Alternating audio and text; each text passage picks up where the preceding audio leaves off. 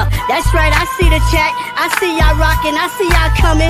Hit that like button as you enter the building. You know what I'm saying? Hit that like button. Show your love. Show your support. You know what I'm saying? This that dope soul. This that new thing. Nobody don't know about it. Hello, Knick family. Welcome to the Just Knickin' It Weekly Show. I'm your host, Stephanie, a.k.a. Queen. And as always, we have a lot to talk about. 20 games, 21 games into the season, right? When the season started, we have a lot of new faces. 20 games. I can't really judge this team until we get to 20 games. We are at 20 games. So we get a chance to talk about the offense, the defense, talk about the players, talk about Towns, whether or not we think the trade was worth it, whether Mikal Bridges' trade was worth it as well. We're going to talk about Thibodeau, whether we like or don't like what he's doing, some things that we think he could do different. We'll talk about the tournament. The Knicks are the number 2 seed in the Emirates. I hope I'm saying that right. Tournament. They're matching up with the Atlanta Hawks. I want to say December 11th. Somebody come correct me if I'm wrong.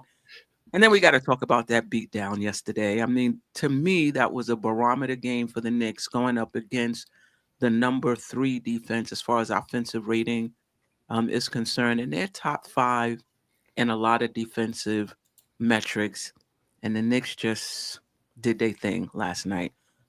Super proud of them. But more importantly, it kind of showed me at least what's possible for the Knicks if they can really get this defense to click consistently. All right, let's bring in the panel tonight. We got I am Jerrell from Die Hard Giants Live podcast. We got Ajay, Chief Rock on the ones and twos when it comes to the chat. we might have a Geoff may or may not join us. If so, it'll be a little later, and then we might have a special guest later on. We'll see. How you fellas doing? I'm good, Steph. How's everybody doing? Salute to the chat. You know, we usually on a Thursday, but we on Wednesday tonight. We just gonna have to, deal with it tonight. I like the Wednesday. I like switching it up sometimes. I feel good. There you go. And as you know, Queen, always a pleasure talking about the Knicks, you, Jerrell, and Geoff. And if he joins up, yes. And anybody else who wants to join the panel or call in. And everybody in the chat, man, let's talk about our Knicks. Yeah. I don't know what happened last week, but the connection is working this week for phone calls. I checked it. So we'll be taking phone calls as well. You guys may have to remind me. Y'all can remind me in the chat. in the chat as well. But yeah, let's get going. Let's start with an easy one. Mm-hmm. We all did our predictions. I didn't write them down for the first 20 games. The Knicks kind of exceeded what your expectations would be after 20 games. Fell below it just right. Just where the Knicks in regards to your expectations after 20, Jerrell. Well, 20 games. Who would have thought that, the Knicks fans will actually be a little high on the team after 20 games? 21 to be technical, but 21. I'm sorry. It was an extra game that we had to, whoop some ass last night. But anyway, 20 games, man. Like the evaluation process is still not over. It's still some work to be done. I think, they can gel even a little bit more. Like the defense is still a work in progress. The offense is smoking though. Like I don't need to change anything with our offense quite yet, but I even think that can get better too. Mikal Bridges still hasn't gotten as comfortable as I think that he can be, or the type of player that he can be. I think he can be a like an all-star type of player for us. He hasn't done that so far, but I think his ceiling is going to be high with us. I think once he gets more comfortable in our system, I think Mikal Bridges will be fine. His defense is more of the problem, and our defense in general is more of the problem. But I think the more any team gels during the season, their defense gets a little better. Yeah, I would agree with that assessment. And just to piggyback off of that before we get to Ajay, and I may have mentioned this on one of the shows, defensive chemistry matters as well. And I remember giving the example of Minnesota. They no longer have Cat, and they went from the number 1 defense to the number 12 defense, or whatever it is now. You can't tell me that's because they lost Karl Anthony Towns. It's just that you have a chemistry on the defensive end, and you lose a key player. You bring in players, and it just takes some time to gel. And so we'll talk about our defense a little more in depth. I hope that's what's going on with the Knicks. That it's just a matter of chemistry. New to the chat, by the way. Wonder Woman, Born Freedom, Double D, JJ in the house, Darlene Bryant. Appreciate you guys. Ajay, the Knicks met your expectations after 2021 games, or you expected more, you expected less? Um, I, I don't remember what my prediction was, but I think they're right there. I think they are, and shout out to Jerrell, who always said, and I thought it would take like 10 games for them to get a little more acquainted. And Jerrell always said 20. And we just right about that 20 threshold, and then it's starting to click.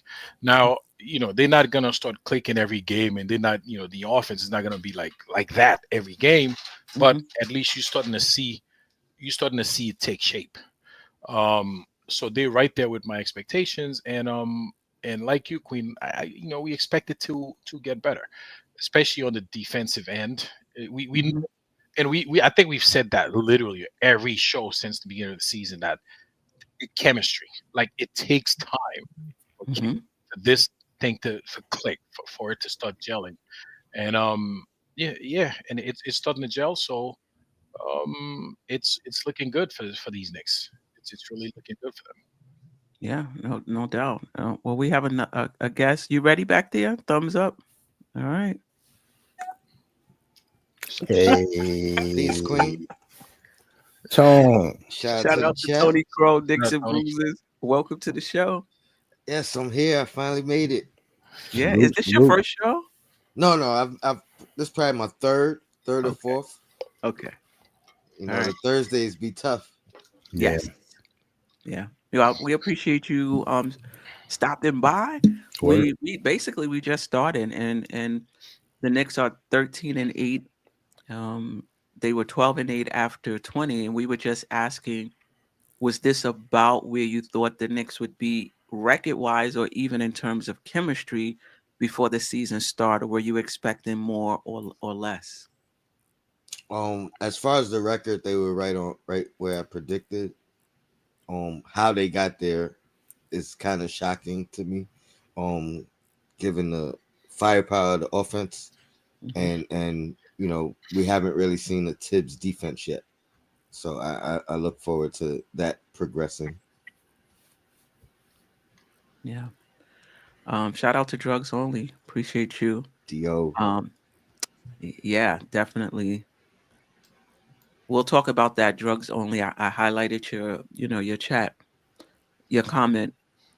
I would have been okay with the Knicks being 500, or even a game or two below 500 after 20. I just felt like we bringing in Towns right before training camp. We bringing in Mikal Bridges, OG Anunoby. I mean, he played, I don't know, 23 games or whatever it was. He didn't come out of training camp. He was injured at the end of the season. I actually thought it would take longer than it has to come together. And so I'm pleasantly surprised with the 13-8. And we'll talk about this more later, but I'm pleasantly surprised by the defense that I'm seeing the last two games.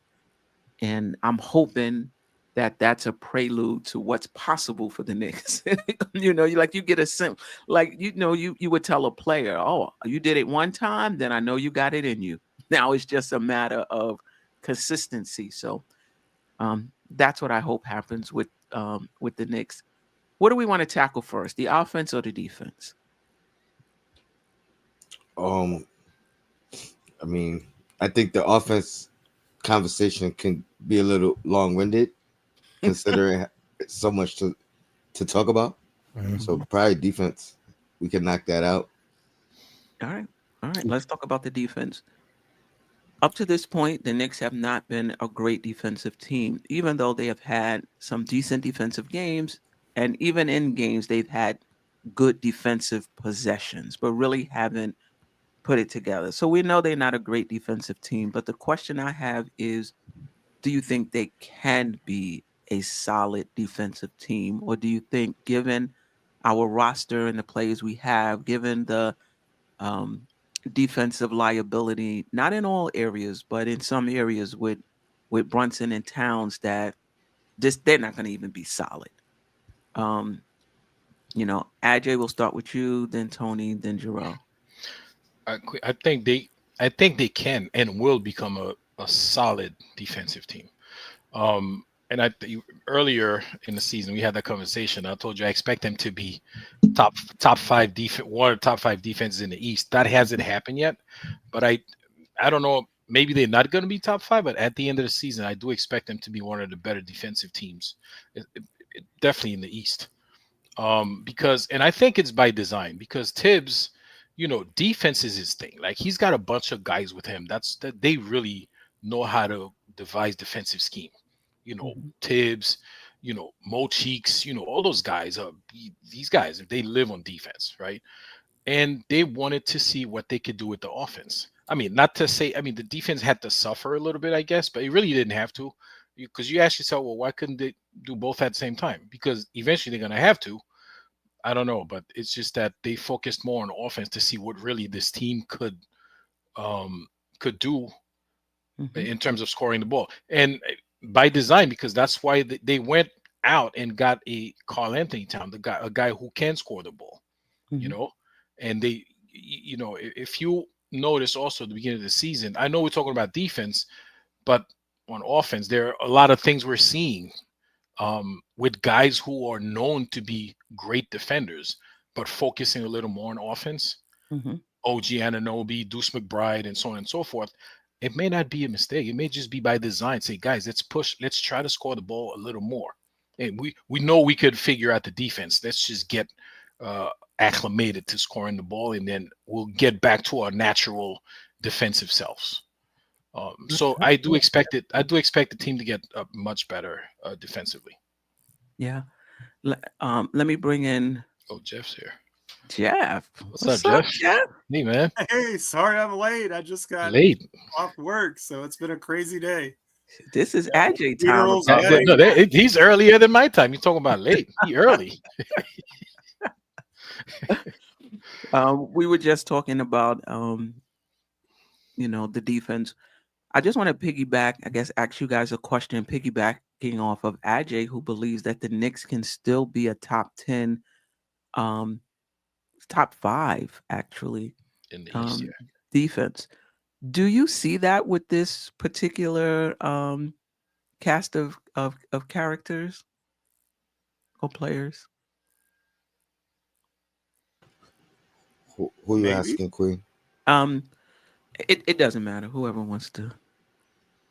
Well, I don't believe our defense will peak until Mitchell Robinson's back. Precious is back. I think those guys are going to be vital to our peak defensive performance. But what we have, I think, is adequate enough. But the defensive end, I think, will take a longer time to adjust to. The offensive skill, that's like natural. When you talk about defense, I think it's more about schemes, learning the schemes, you know what I mean, learning the roles. I think you could get by off talent with offense. So I think it's slowly creeping and getting better. Things that we were gonna be looking for, playing the passing lanes. It's not gonna be the rim protection, obviously, until our bigs get here. But we could suffice with, on ball defense, off ball, playing passing lanes, getting steals, things like that. And that's gonna Pick and help our roll offensive game. defense. Yeah. But yes, I do. I think by the end of the year, we'll be closer to 10 for the league. You know what I mean? I don't know if we'll get all the way up into the top 10 because of where we started, but we're inching our way as the season goes on. If we can get top 10, you could book it, baby. Because this offense is looking really, really sweet. Geoff, you can answer that question, but then also Knicks are 13-8. Is this about where you thought they would be around this time? Are they playing better than you thought? A little bit worse than you thought? Well, it's an interesting question. I kind of first want to talk about something that Tony said because Okay. I think it was spot on. And I don't know if you guys saw this on Twitter or not, but it shocked me because it wasn't necessarily didn't necessarily jive with what I was saying on the court. But it said that Mikal Bridges, when he was the primary defender on the perimeter, they were shooting like 37% against him, which shocked me. Like, that doesn't seem like that's what it was at all. And then I got to thinking, well, maybe the parts of defense that he's struggling with that we're seeing is the part where he's having to switch and he's having to move and he's having to, play on a string, and he's not there with that part of his game yet. And so that's what we're noticing, because that's, we're seeing the defense as a whole. We're not just lasered in on, this guy has the ball, Mikal is on him. Is he making the shot? Is he missing the shot? But Right. to me, that shows a defensive aptitude. And so if he continues with that defensive aptitude, you would figure that the other things would fall into place as he got more comfortable with his teammates.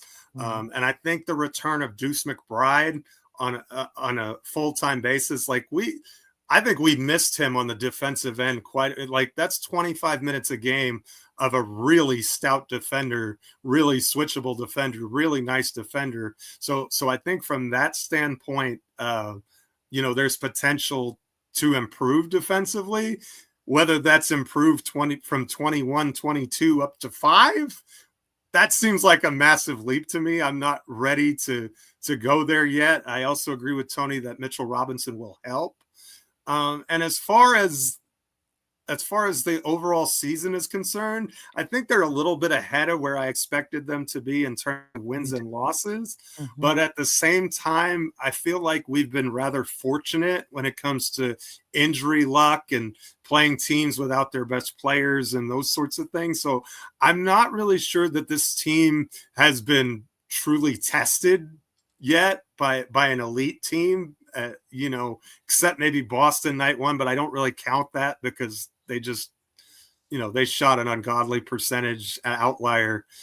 So I'm not going to count that. But, as far as it goes, I thought the Orlando game was a litmus test because they were 9-1 going into that game. And we scored 15 points in the fourth quarter and still dropped 121 on one of either the best or the second best defense in the league, depending on which metric you want to use. So from that standpoint, it's highly encouraging. And I think the best is yet to come. I love the place where we're at. I'm not sure we're as good as I thought we were going to be, but the record is about where I thought it would be. I don't know if that makes sense or not, but Yeah. Yeah. I'm not sure we can get to 5 either, but we get prime Mitch, and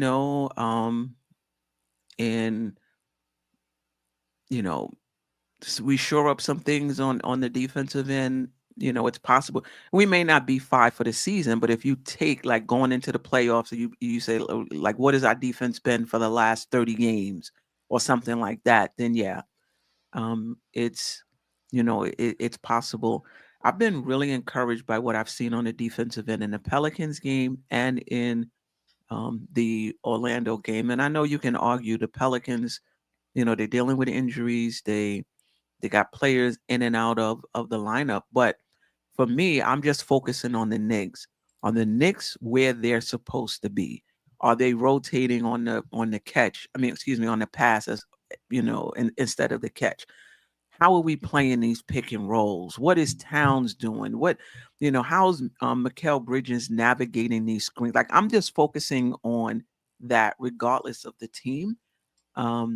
And the past 2 games, I've been encouraged. Like, look, I don't need Cat and Brunson to be defensive juggernauts. They're just not going to be that. But the way Towns played last night, just get into his spots, being active, creating some, resistance. That's what I need from him. Not just when we play Embiid or the Joker or, trying to get the, win our, Emirates Cup, whatever it is. This is how I need Towns to be, And if he can be that, I think the Knicks defense will be better. And Mikal Bridges has looked better on defense as well. Navigating screens better. He's looking better. Tony? I was gonna ask how much do you think his foul trouble has to do with that, considering he is in foul trouble a lot, maybe not a threat to foul out, but he may have 2 or 3 in the first half, or he may have 4 in the third quarter, whatever it is, where now he can't really defend the rim or risk picking up that 4th in the first half or 5th in the third quarter. You know what I mean? Because I do notice that he does seem to pick up fouls pretty quickly. And then he'll be good for a little while, and then he might pick up another 2. So I think that might have a little bit to do with it. If he could stay out of foul trouble, that may help him to be a little bit more aggressive defensively. Yeah. Yeah. And to your point, there are times when I see somebody coming toward him and he's just backing up out of bounds.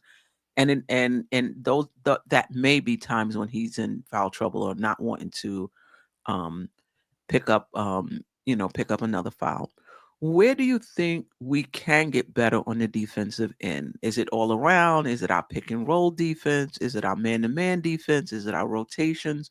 What's concerning you the most about the defense?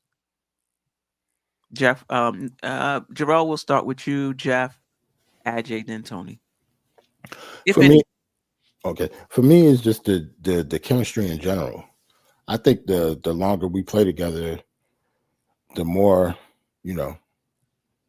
communication gets better, camaraderie gets better. Everything gets better as the season goes on. Like the first 20 games, was just almost like a feeling out period.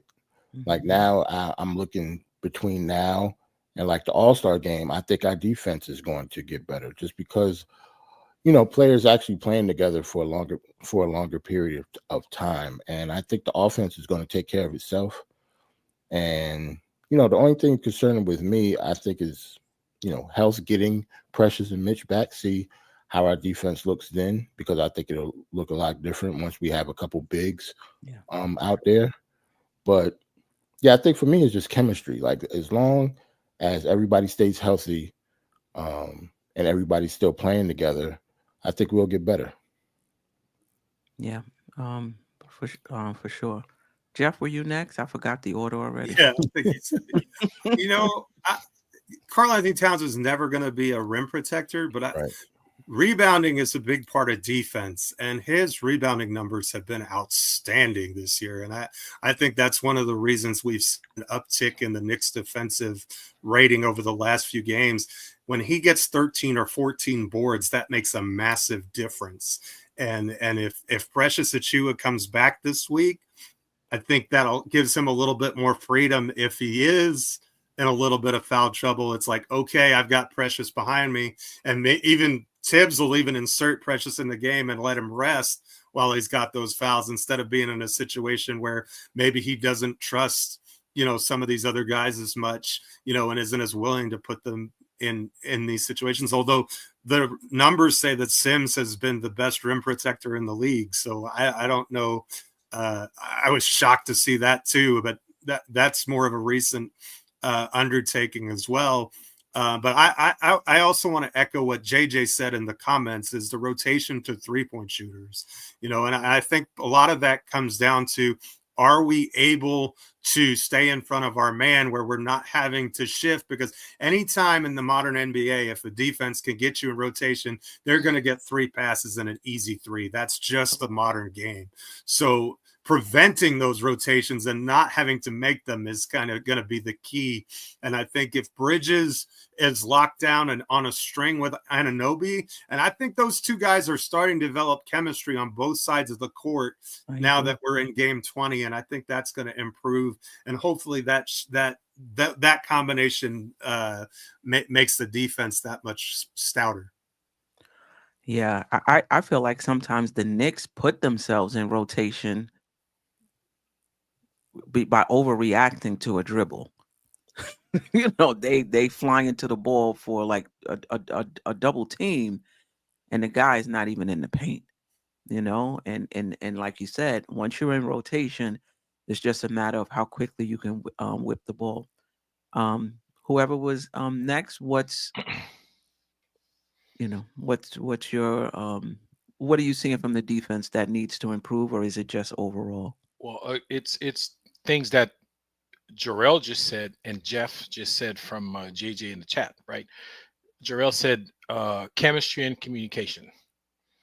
Our weakest point of defense this season has been the 3-point, defending the 3-point line. And as Geoff just mentioned, rotation. So the rotation will come as these guys develop that chemistry and as they start to communicate on the floor so they could know what to do. And, you got to remember, this thing happens in a split second. So the communication helps, but the chemistry, it becomes second nature when these guys starting to play together. Sometimes you don't have that. You don't have time to communicate. You don't have time because it happens so fast. Right. So it's just, but when they do it, like when the chemistry starting to develop, their intuition, they start to do it almost like muscle memory. They'll know to rotate and to guard.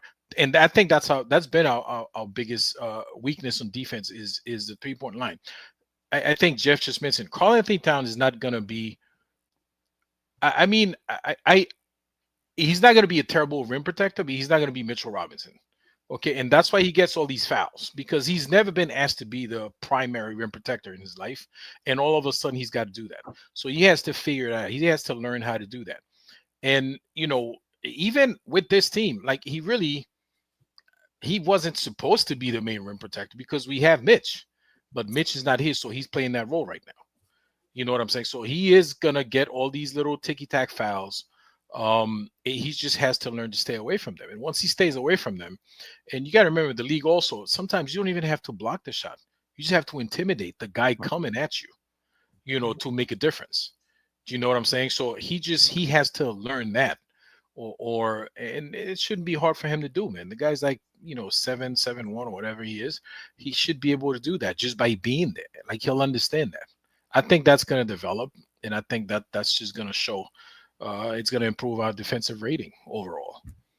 Yeah, I mean, Ajay is very confident about this team on the defensive and Towns, because the coaching staff, Queen, the coaching staff is like, I have a feeling these guys can't wait to start playing defense. They try to hurry up, get the offense out of the way so they could really do what they like.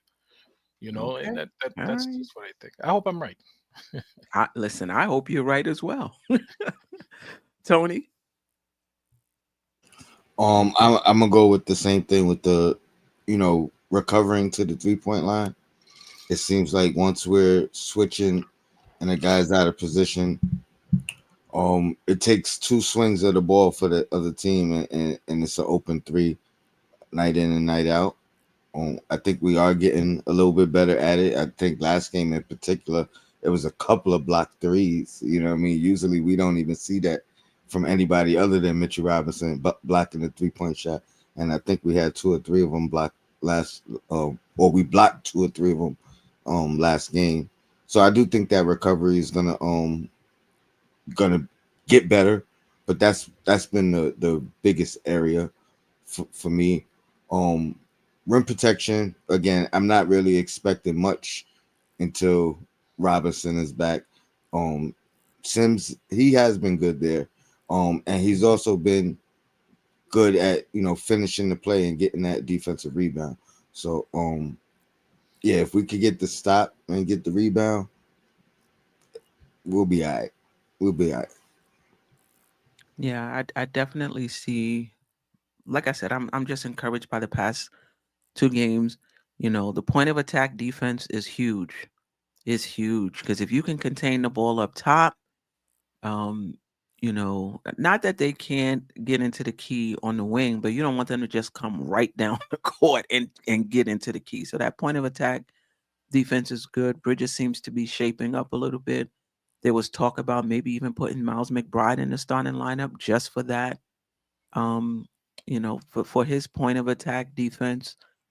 So that's something that I want to see. It has been a concern for me, and the Knicks just over rotating in my opinion. But then I get it. You can't move as fast as the ball. I just feel like they're moving on the catch instead of on the on the pass, like just so flat-footed, getting out to these corners. But they look like they were more on the string. So I agree with Jerrell. The number one thing is just the overall defensive chemistry, point of attack defense, being on the string, being able to help each other, multiple efforts.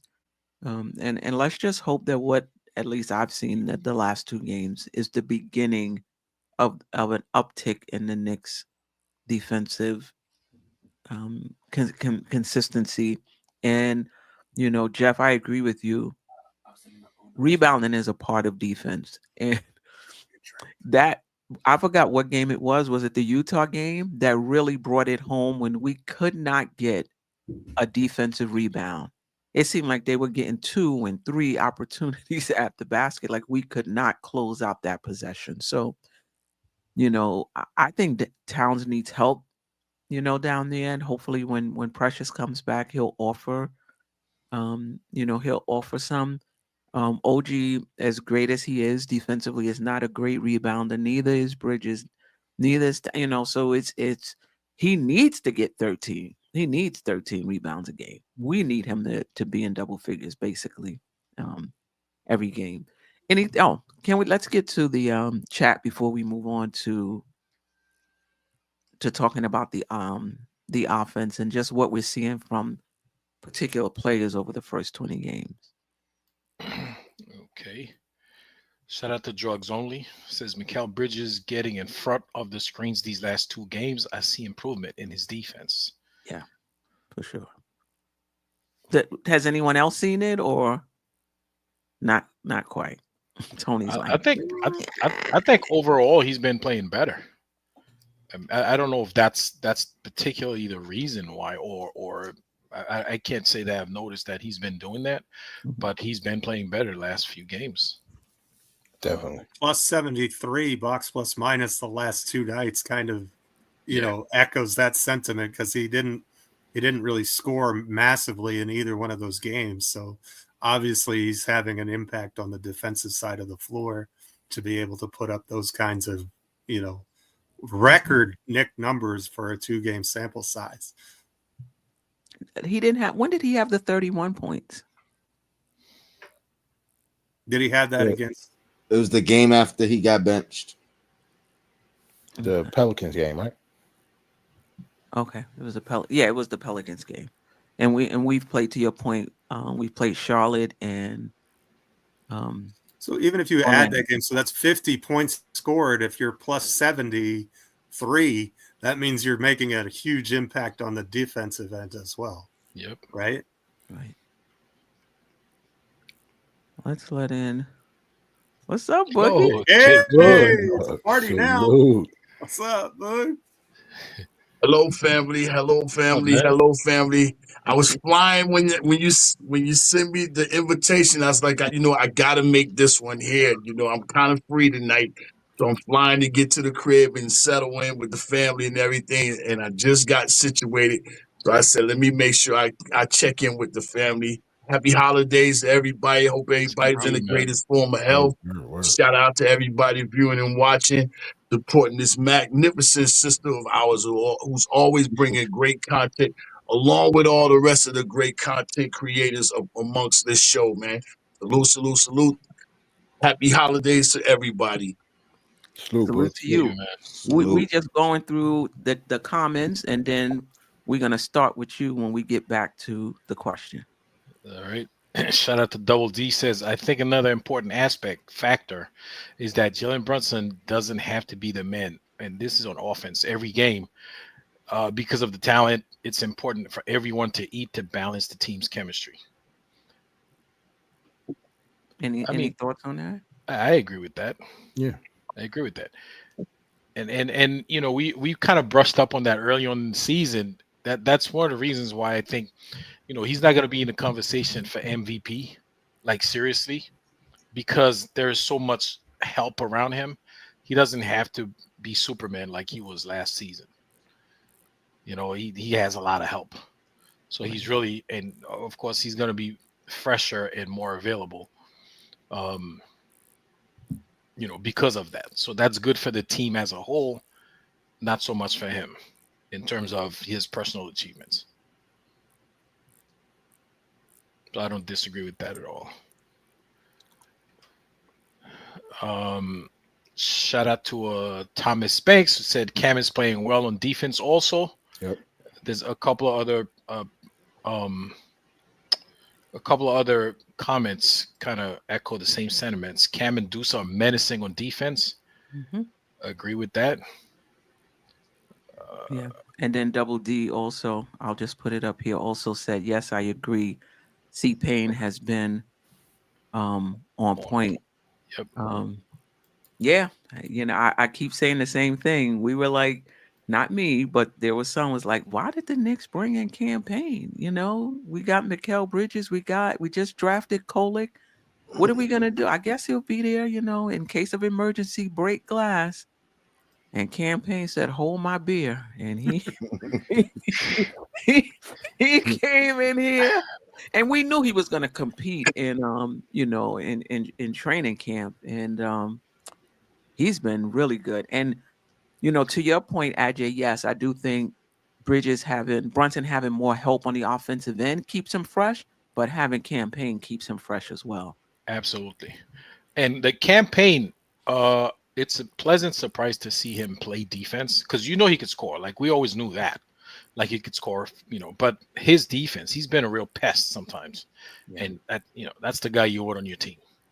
Yeah. You know, so yeah, it's been a pleasant surprise to see him play like that.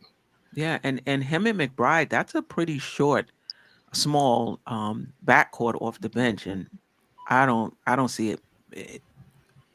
You know, I haven't like dug into the numbers or anything, but it doesn't look like it's hurt us.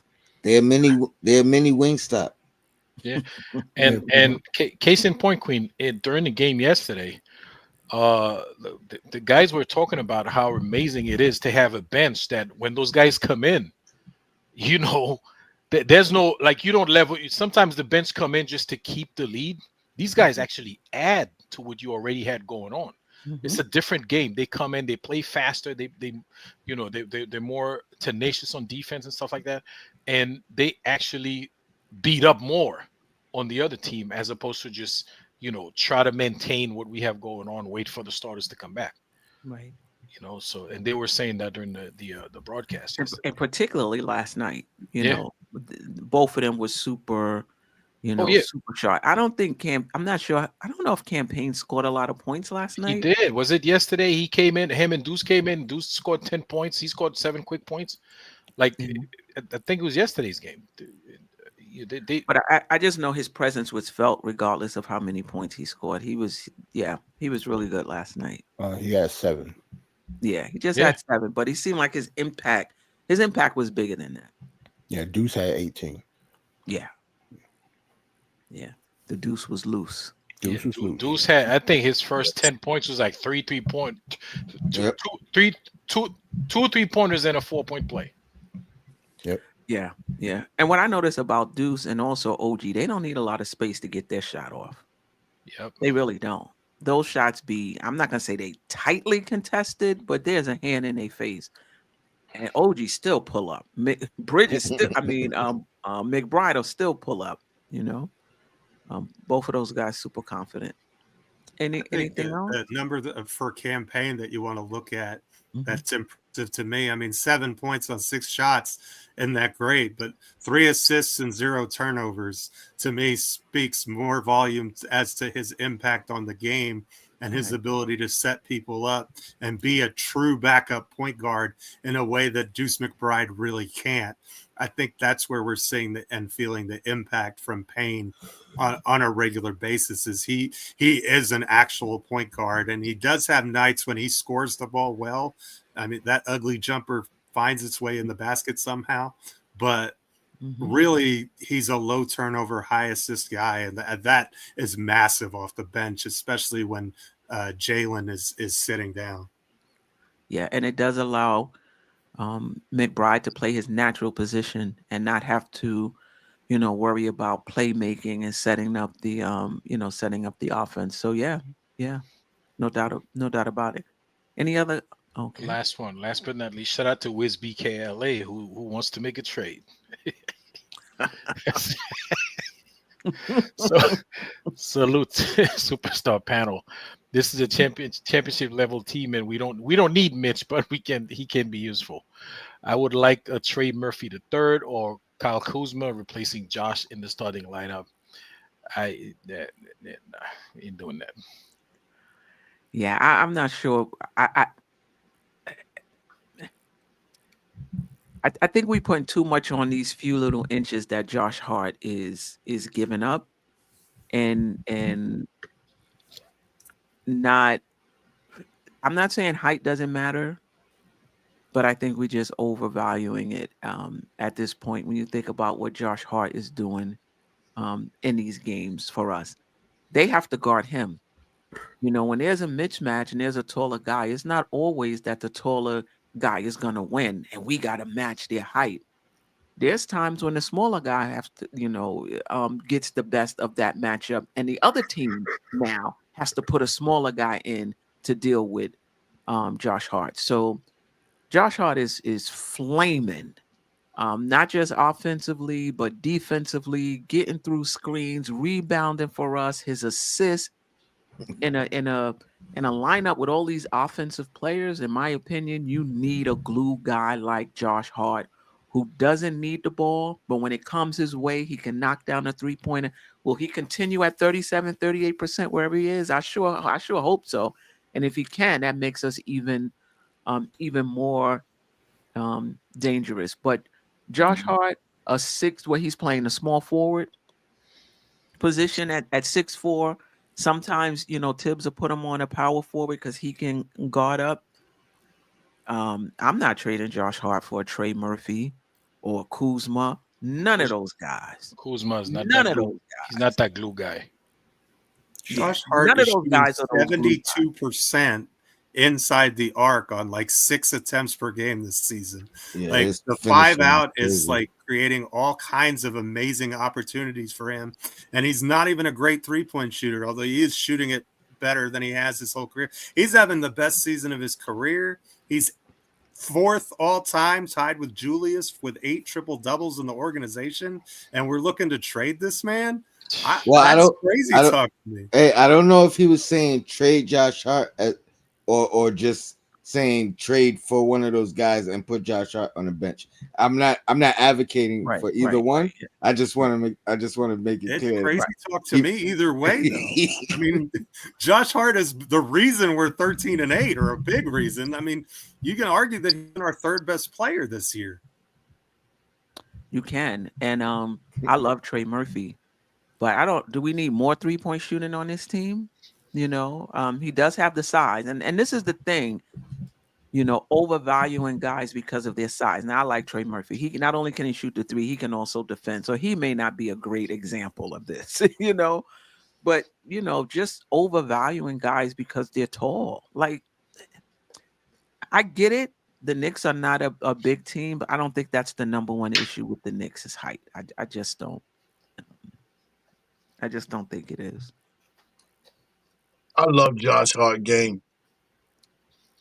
I mean, to me, I think he's the heart and soul of the team. I know Brunson is the captain and all that, but without Josh Hart, a lot of things is not, where they're at right now without Josh Hart. You know, he's the only player that's on this team that can go to anybody and tell them how he feel about how they're performing and everything. You know what I'm saying? He has that demand and that demeanor. You know what I'm saying? Where somebody else might want to say something to say like the Jalen Brunson, but they don't because, you know, they know this is his team.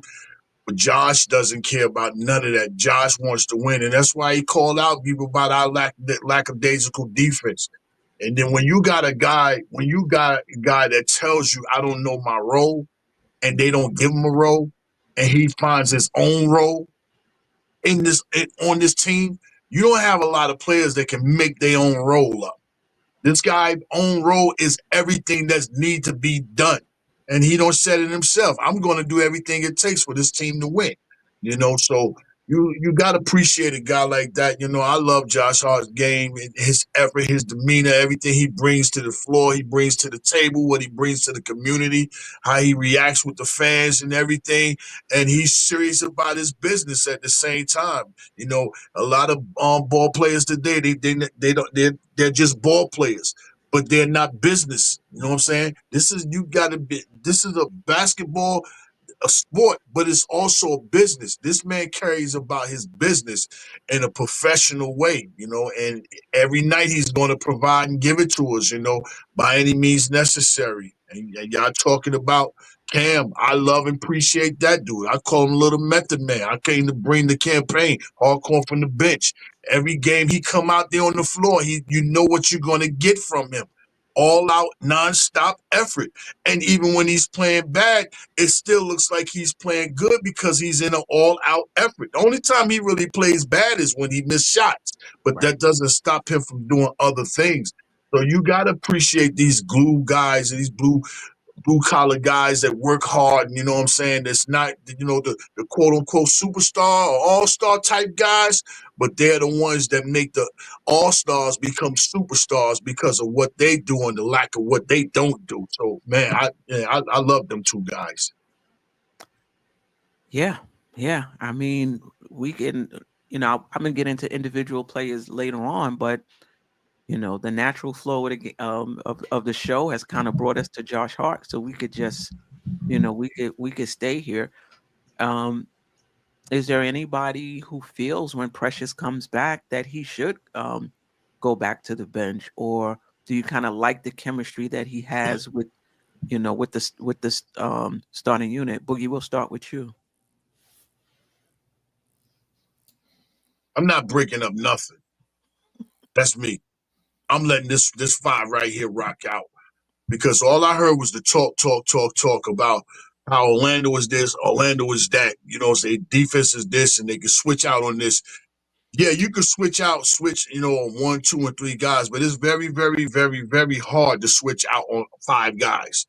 We got 5 guys on the court that they can provide and do anything at any given time. They can all go for 17 in one game. And in 3 quarters. They can all do that. So me personally, I wouldn't switch out anything as far as this team. I know at times we want to be a little bit better in defense, but I do believe this 5 has not reached its peak, and that's the scary part. I do believe they're going to get better in other areas where they're lacking at. And them guys can come off the bench because these guys can score. So they're going to always be in the game. You know what I'm saying? Even if the defense is not clicking, they're going to always be in the game or winning the game with these guys because how they can score and how they play for one another and how they pass the ball. You know, I don't know how many games we don't had over 30 assists throughout the season, you know, but these guys pass the ball and they want to see the next guy. They want to see the next guy do good. And that's a beautiful sight amongst a team. But these other guys that come in off the bench, let them guys come off the bench with their energy, their effort, their hard work, and they did. Let them wear them other guys that's starting for them other teams down when they trying to come back, and let them try to come back against them and get tired out so them other guys can get right back in there and finish blowing the doors off. Man, I like the starting 5. I'm not a fan of trying to change anything with that 5. You're muted, Queen. What I'll add to that is Tom Thibodeau has really been mixing up the lineups anyway. Now, I don't know if that's just because we're shorthanded, but hopefully this is something that continues. Like last night, it was McBride and Cam in there with Towns, OG, and Bridges. I don't know if we've seen that before. So, Precious is going to get his time probably behind Towns, and we may even see him with Towns. So Precious will definitely be utilized whether he starts or not. Anybody else want to comment on that? Yeah, I'll keep Josh Hart in the starting lineup. I was just looking up his contract because we need to extend him right now as soon as possible. Like Josh Hart is the heart of this team, man. He just had a triple-double last night. I don't see him going to the bench anytime soon unless some type of, I don't know. That's not Tibbs' way anyway, to just switch up the starting lineup like that just because Precious came back. He didn't have a starting spot to begin with. So I don't see him switch it up at all. Like, keep Josh Hart where he's at. Like, he's perfect. I mean, I think while part of the fan base is asking for it, is because they believe we're too short. And that Precious will give us a little more height in that starting unit, and then we'll be able to match up better with bigger teams, and perhaps that'll help our defense. Yeah, I see that, but it seems like that's what the bench is for too. Like your matchup problems don't have to be like in the starting lineup. Like you can match up with big teams with your bench and staggering the roster. Like you don't have to. Precious does not have to start in order for us to beat like Cleveland. I don't see that. And Queen, I was one of those people who, we didn't like Josh Hart in the starting lineup, but yeah, I wouldn't change it either at this point. I think we have to keep in mind they have to match up with him too. Mm-hmm. Mm-hmm. Yep. They have to match up with him too. And last night, he was bodying them. He was taking it right to their chest. And they were layups, but they might as well have been dunks. Yep. That's how he was go. Jonathan Isaac, France, like whoever was on him, it did not. Ones. And ones, like just right in their chest. Yeah, I mean, like, yeah, he was phenomenal. So he's right up there. I think somebody mentioned it earlier. Right up there, top of the league at finishing at the rim. Yep. And everybody else on the list is a center. Yeah. Everybody else is a center. Jay Boogie, you said you don't know how many 30 assist games. I think it's 7 this year. We had 6 all of last year. Wow. Yeah. And that's what happens when you have a team that can shoot the ball. The Knicks are, a really efficient team, top 5, maybe even top 3. But I'm gonna, just to be safe, top 5, definitely top 10 in field goal percentage, free throw percentage, 3-point percentage. When you have an efficient team, you're gonna get, and you're passing the ball, you're gonna get more assists because you got players who can actually hit shots. So kudos for them. Anything about the defense before we move on to the offense? Well, let me just ask this question, because people think we, at least on this panel, or those who talk glowingly about the offense, a part of the fan base feel like we don't appreciate the defense or understand the Knicks' need for the defense to get better. I'm gonna ask y'all, like y'all sitting in the exit row, does everybody in agreement that in order, as great as our offense is, the defense has to get better if we're really talking about winning a championship? Jerrell? Of course. Like you wanted just short answers, right? Yeah. Like, of course. Like, it seems like that's no brainer. Yeah. Ajay? Definitely. We definitely have to pick up on defense. Yeah. Geoff? I grew up on the 90s Knicks. I always want them to turn up defensively. Tony? It's a Tibbs team, so absolutely. And when the defense picks up, the offense is going to be even better. That's the funny part. Yeah. Boogie? Majorly, they need to get their defensive game up. Yeah. More stops, more chance to shoot that rock. Yeah. Yeah, no doubt about it. So we're all in agreement that the defense has to get better. I think where we may differ is how good we think the defense has to be. For me, I figure if the Knicks are 12 to 15 with this offense that hasn't even peaked yet, in my opinion, hasn't even been optimized yet. I think they'll they'll do okay. Let's move on to the offense. Anything else about the defense? All right. What are we seeing from the offense that you like? Any concerns about the offense? Anywhere you see the offense can get even better? Geoff, we'll start with you. Ajay, Jerrell, Boogie, Tone.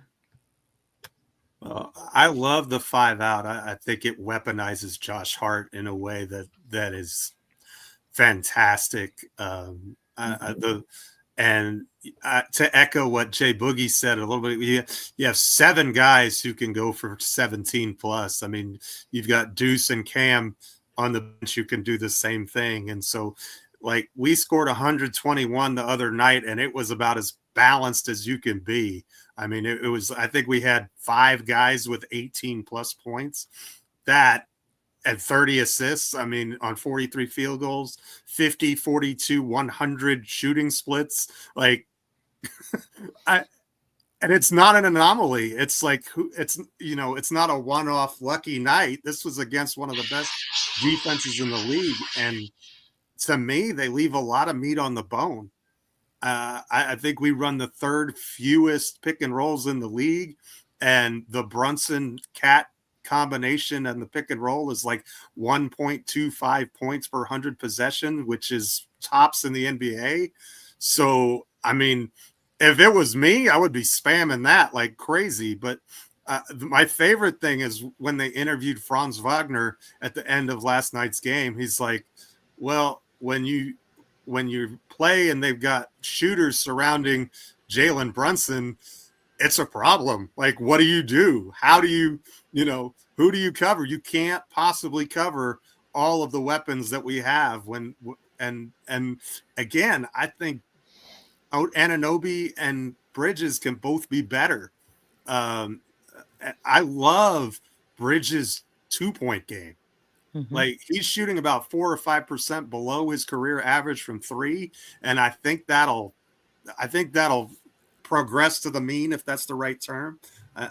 But I love his game inside the arc. He can create his own shot off the dribble. Like the shot he hit at the end of the first half against Orlando, like just inside the paint, but a 20-footer, that's a ridiculously difficult shot. And he just nailed it. I mean, and he makes those turnaround jumpers and those I like to call them DeMar DeRozan type shots. He has that kind of bag where he can just cook in the mid range, and that's something those aren't the shots that we want because it's not modern offense. But I think when you get to a playoff series, sometimes those are the shots you're going to get, and if you have someone who can knock them down with alacrity, that makes you unguardable. And so I think that they haven't hit their ceiling yet, and they've been awfully good so far. Yeah. Ajay? Well, I agree with Geoff, and I think it's going to get better. We're only seeing the beginning of this. I don't even want to say 1-2 punch. It's almost like a 1-2-3-4 punch. With those guys, but I've been pleasantly surprised with OG Anunoby's aggressiveness on offense. I mean, that was totally unexpected. And we did see a couple of games last season when he took over. Mm-hmm. I think there was a game with the Pacers where maybe Brunson went out or somebody went out, and then he just took over. He had like over 30 points that game. We're like, oh, this guy, he could actually do this. But we didn't know he could do it on a consistent basis. And he's been pretty consistent. There's only a couple of games where he hasn't scored in double figures here early on in the season. Yeah. And that three-pointer, he's shooting it at a high clip. It's gonna be there for him, Queen. Like you said, even if they close out, he can release. He really does. Yeah, him, Deuce, they're shooting for him. They shoot high. Mikal Bridges also. They shoot really high. it's kind of tough to block the way those guys shoot the ball.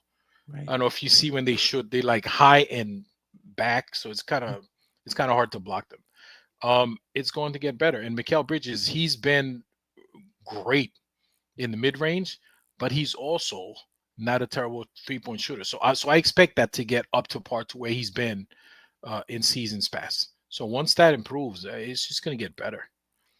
Yeah, I agree. I would like to see him handle the ball a little more. I've seen him handle the ball a little more the past, 2 games.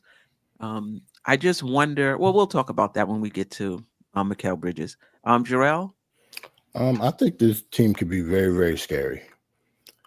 Just like everybody has said so far, I think we haven't scratched the surface yet. Mikal Bridges hasn't been fully comfortable.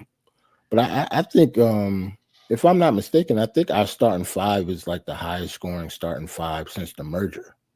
Like our starting 5 is almost scoring 100 points by themselves. So, yeah, this offense is going to be very scary, man. Just like Jeff said, though, if I'm Tibbs, I would pick and roll people to death. Like I would pick and roll in all game if it was up to me. Yep. But I guess, maybe Tibbs is letting them do what they, whatever they wanted. The offense hasn't been the problem, so I don't see Tibbs changing anything. But come playoff time, though, I would expect, if I would guess that pick and roll will be a lot, like it will be flip flop. We wouldn't be like third lowest. We'll be like the third highest. Mm-hmm. Yep. So as long as we continue to do stuff like that and get the chemistry, like this team is going to be very, very scary come playoff time. Yeah. Think about when we played Atlanta that time. Before all the trades, the first time we was in the playoffs. That's all Trae Young, and it was just pick and roll every time down the floor, and there was so many options. His floater, hitting the 3-pointers, hitting Capella for the lob. I do think we leave a lot on the bone. Boogie and then Tone. Yeah, we don't come a long way from them high pick and roll plays that was really like isolation and all that. We don't come a long way, whereas now it's pretty much still the same Tom system. But the difference is you got guys that make the defense not chase the bounce, but chase the pass. These guys is passing and moving this ball all the way around the court. And then looking at from the beginning of the season, when they was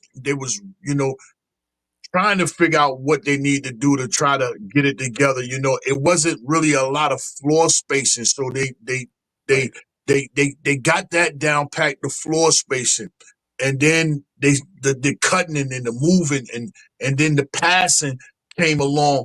And once that all came together, then you see shots being made when those shots wasn't being made early and on. So I seen 4 different phases of this Tom system grow within 21, 22 games, and it's going to get better. It's going to get more comfortable. It's going to get more easier. It's so many things that this can provide. And then you got we got that 1-2 punch. That 1-2 punch between Brunson and Towns, that's sweet music right there, and they want to play for one another, and they're there for one another, and they bigging up one another. They don't have no type of malfunctions amongst one another. They gel together. They're interested in trying to make this thing work. Because the big picture is a New York championship, which is the biggest picture that can never be hung up on a wall inside of a frame right now in any type sport. But this offense is clicking. You can tell by the shots that's being took. I wish we can perhaps get a couple of more free throws, in the games and stuff like that. But that's another subject, another time. But this offense is starting to work beautiful. And who would have ever thought, man, so many people when they were so down on Tom, change the system, do this and do that. Nah, you got to add those type players to make whatever the coach is putting out there do what it's doing like it's doing now. So, man, I'm happy. I'm happy for the team, and I'm happy for Tom. And it's only going to get spookier and spookier. When everybody thought October's already gone, stay tuned. We got some more Halloween scariness get ready going amongst this team. For sure. Tony. Oh man, I mean, we haven't these guys touched on. I do think there's more to come. We're just scratching the surface Yep. of what this team can be offensively. I think Mikal started the season hot, right? After a bad, like, not shooting the ball well in preseason or whatever. And then as the rest of the team started to formulate, he kind of became the forgotten man for a couple games. He wasn't getting shot attempts up. Then his shot attempts went up, but his shot wasn't falling. I think everybody's gonna get better. The pick and roll, I kind of feel like, because I've been asking for it since like game 5, where we utilized it the most, and then it's very sparingly. I think he's saving it for the playoffs. So I agree with you, Jerrell. It's gonna be flip flopped in the playoffs, and why utilize it? Why overutilize it now and have teams come up with their schemes or whatever it is when we know right now when we do use it, it's deadly. So I think that's going to get better as well. And then we got 4 to 5 guys that are on pace to have career years. Like literally, Deuce is on pace to have a career year. Josh Hart is on pace to have a career year. As much as it looked like Brunson was having an off year, the statistics say he's having a better year this year than last year. Say that then. You know what I mean? So between Brunson, Towns, and what we see from OG being aggressive, like that right there just tells you if all these guys are having a career year in the same year, I mean, potential's there. It's only going to get better. Yeah, no doubt about it. Anything you would like to see? To me, I would like to see Mikal Bridges handle the ball more, be that secondary ball handler. Right now, that role seems to be going to Josh Hart. In terms of when Brunson doesn't bring the ball up, it's Josh Hart bringing it up.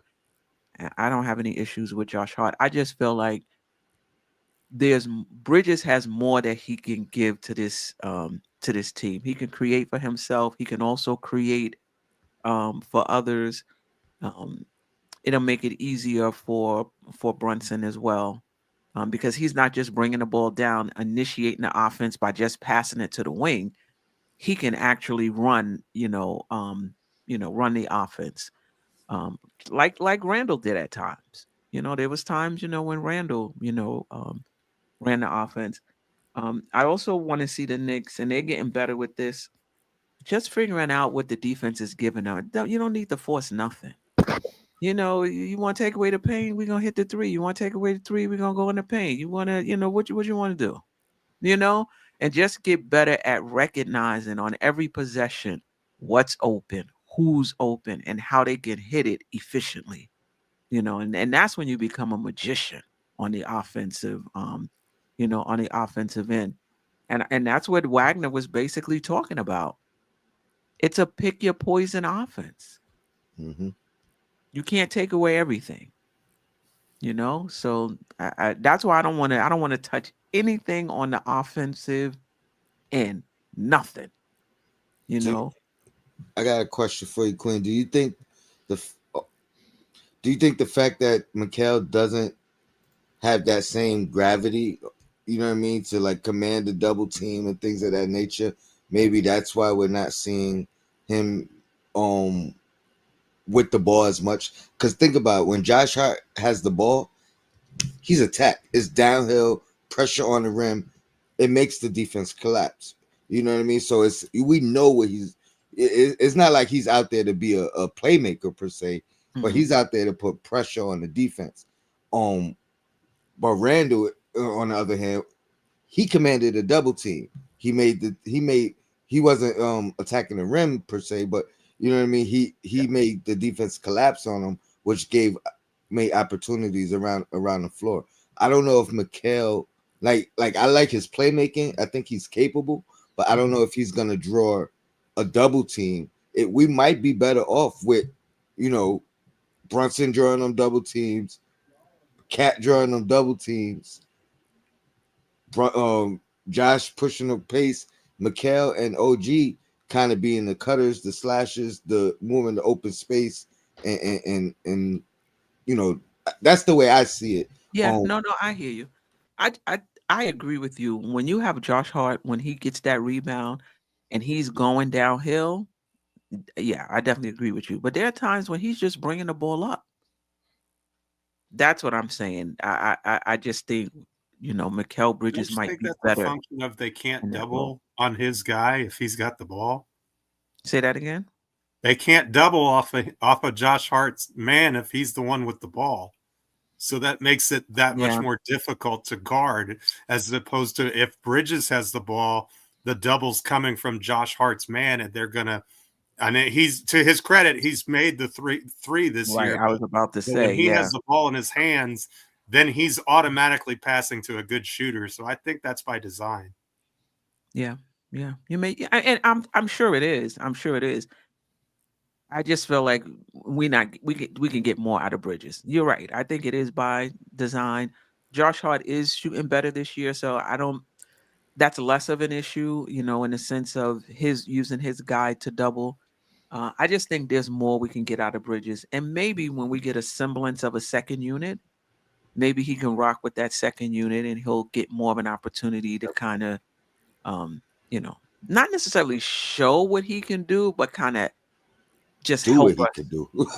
do what he could do and help us. Yeah, no doubt. If we give Bridges any more things to do, the lid is gonna pop off. He don't. I don't think he needs nothing else. You know what I'm saying? Because what we got to realize is that he playing the most minutes in the league, point blank, the most minutes. So he is doing a lot of things. Other things on the court, whereas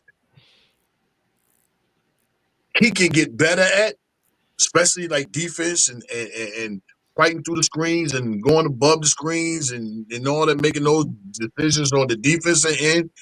Then for him to have to make decisions with the rock, it's just, I just think, he's doing a whole lot, and so inside those minutes. And then once again, he's playing the most minutes in the league.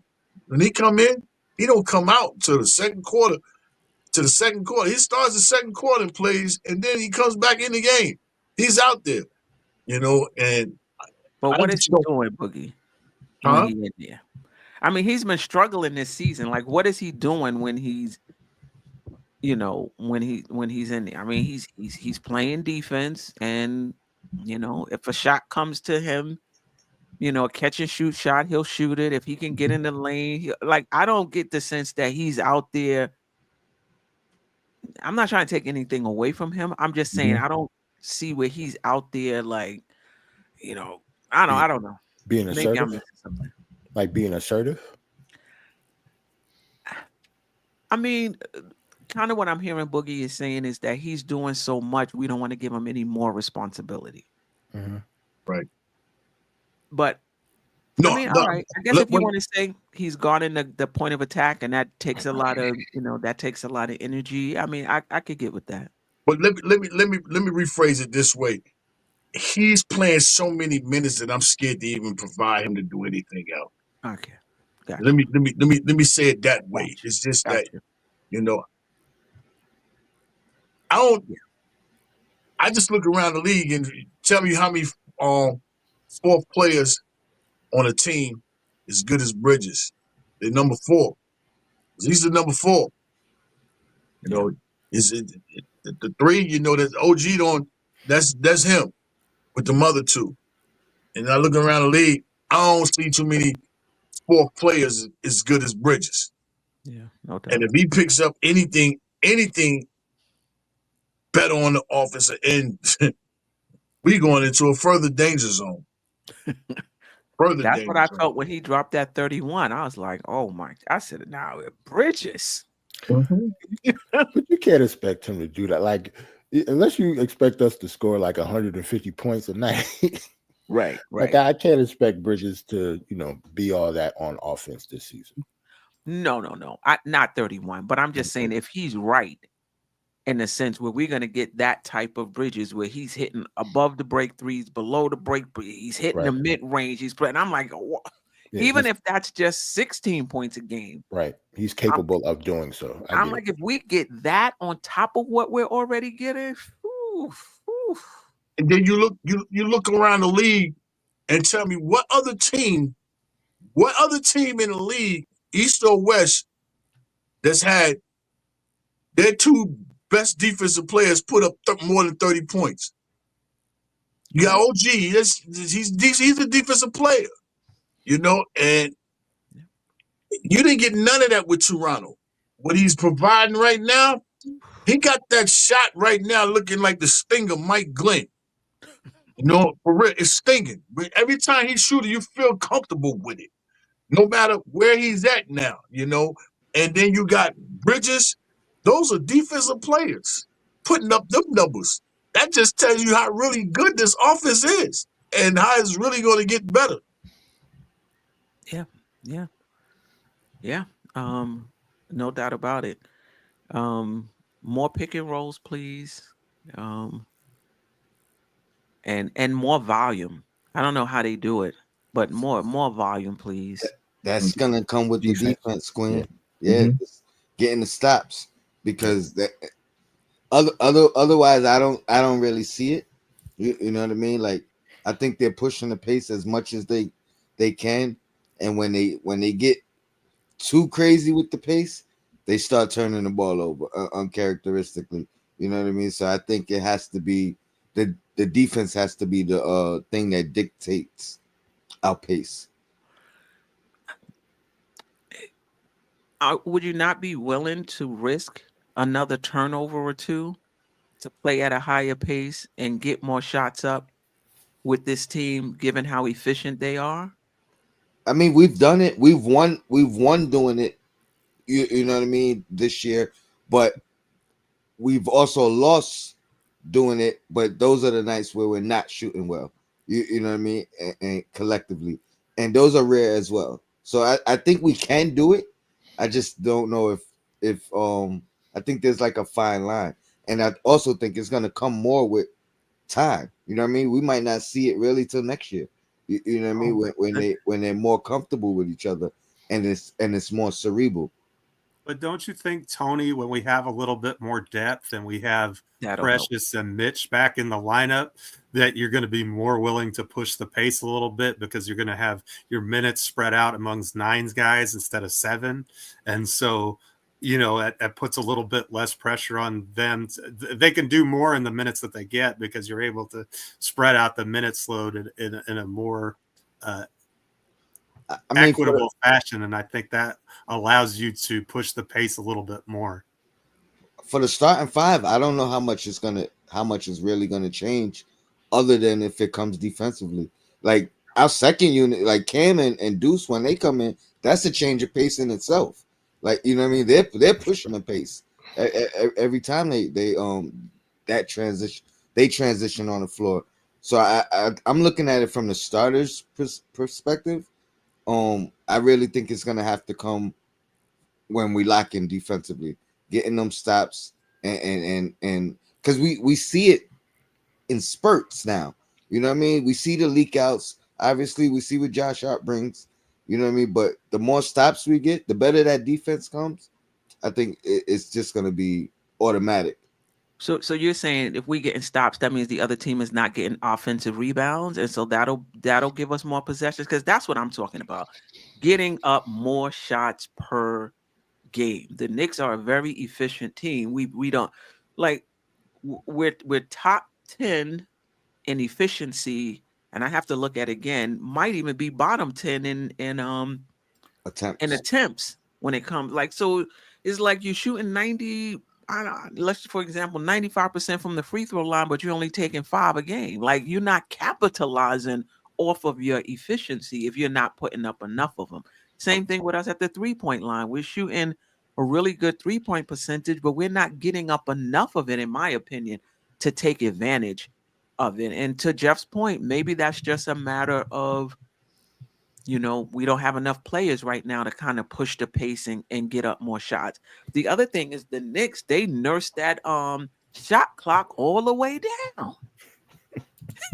That's another way to get up, more shots. I'm not saying you got to take it within the first 7 seconds, like D'Antoni in Phoenix, but you don't have to go all the way down to 4 seconds on the clock, I think they've gotten better though as the Yeah. season has gone on. Like they're getting closer to 100 shot attempts per game. You know what I mean? As the season goes on, it was real low early in the year. So I think it's gonna get better. I think it's gonna get better, but I think it's gonna be slowly. You know what I mean? It's not gonna be like a quick turnaround. Mm-hmm. Right. Hey, Steph, just quick reminder about the phones. It's almost 10:30. Yeah. Yeah. Yup. For anybody that wanna call in, let's go over some players real quick. Let's start with Brunson. He's up to 8 assists a game,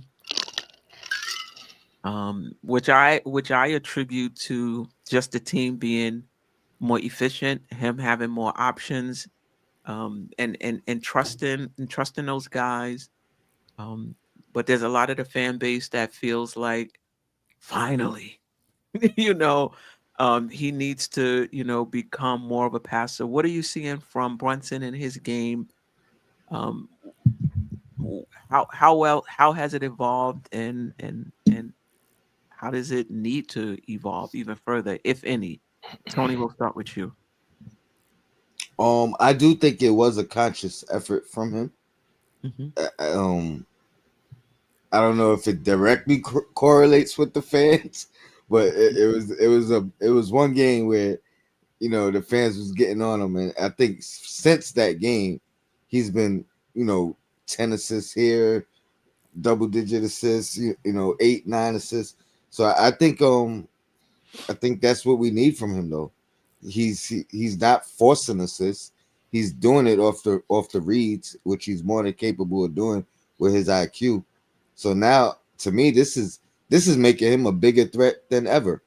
You know what I mean? Because now he getting that Chris Paul bag where now you could just take control. You know what I mean? Control the defense, control the offense, and they have them doing what you want them to do with the ball. So I think he's leading. It's just another area of growth for him. You know what I mean? So I'm loving it. I don't think I think he's gonna naturally progress. I think he's gonna get close to 9, 10 assists by the end of the year. Geoff, do you think this is something new for him, or do you think this is something he's always had? Well, he's acclimating to 2 new starters, and I don't think he's really ever had a player like Karl Anthony Towns to play with before. There aren't that many 50, 40, 90 guys who do what Cat does in the NBA. So from that standpoint, he's learning him. He and Bridges have a chemistry from Villanova, but they haven't played together in a long time. And so I think, with this group and together, that takes learning and the last couple years, his shooting is a little bit below his standards to start the year. And this year, I was critical of him early on until I realized, and I forget which commenter pointed it out, but he's at a better pace to start this year than he was last year.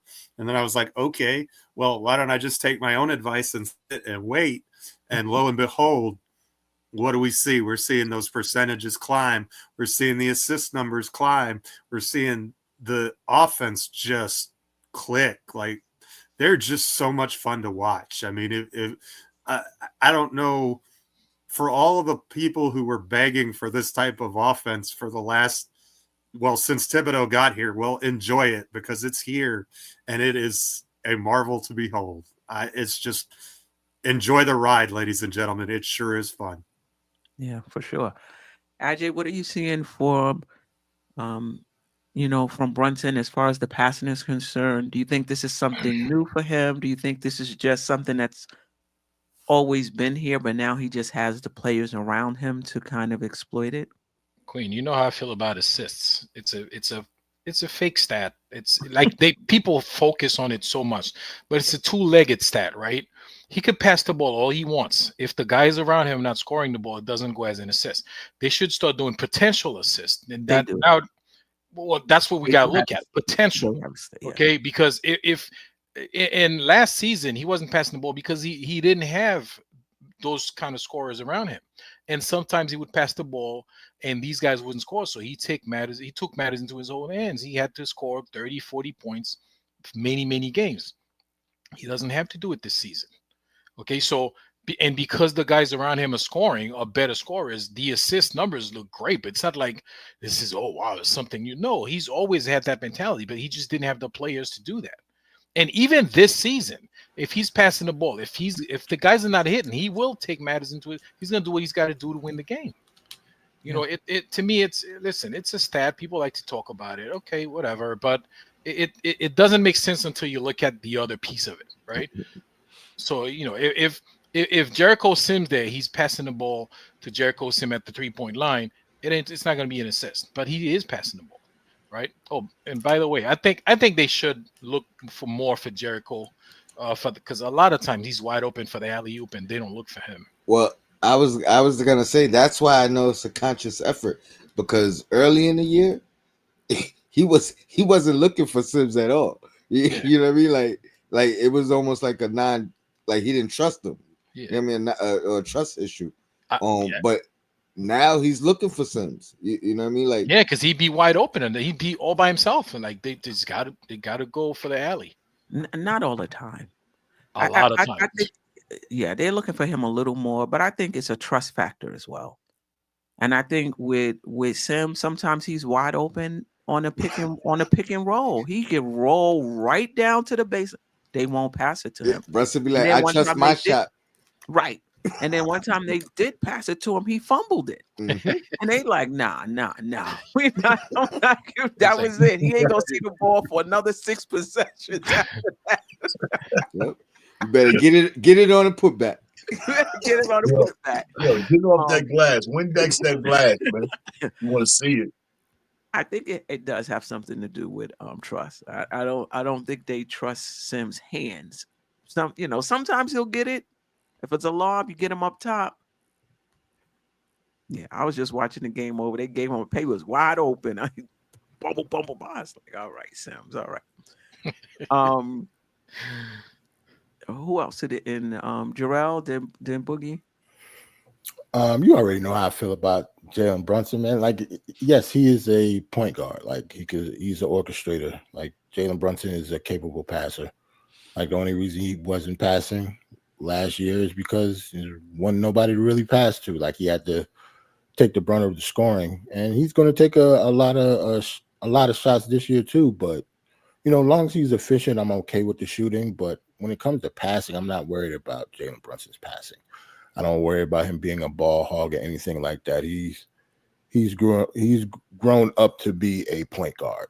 He's been training to be a point guard. I think he's a prototypical point guard in today's NBA. Yeah, for sure. Boogie? Now I'm just looking at the ending of this Hawks Milwaukee game. They just finished smashing Milwaukee in Milwaukee. Tone, what was Tone? 50 had a song. What was it? The Hustler's Ambition or whatever like that. Mm-hmm. Mm-hmm. And you remember the ad there that he said, I need you to hate so I can use you for energy. Right?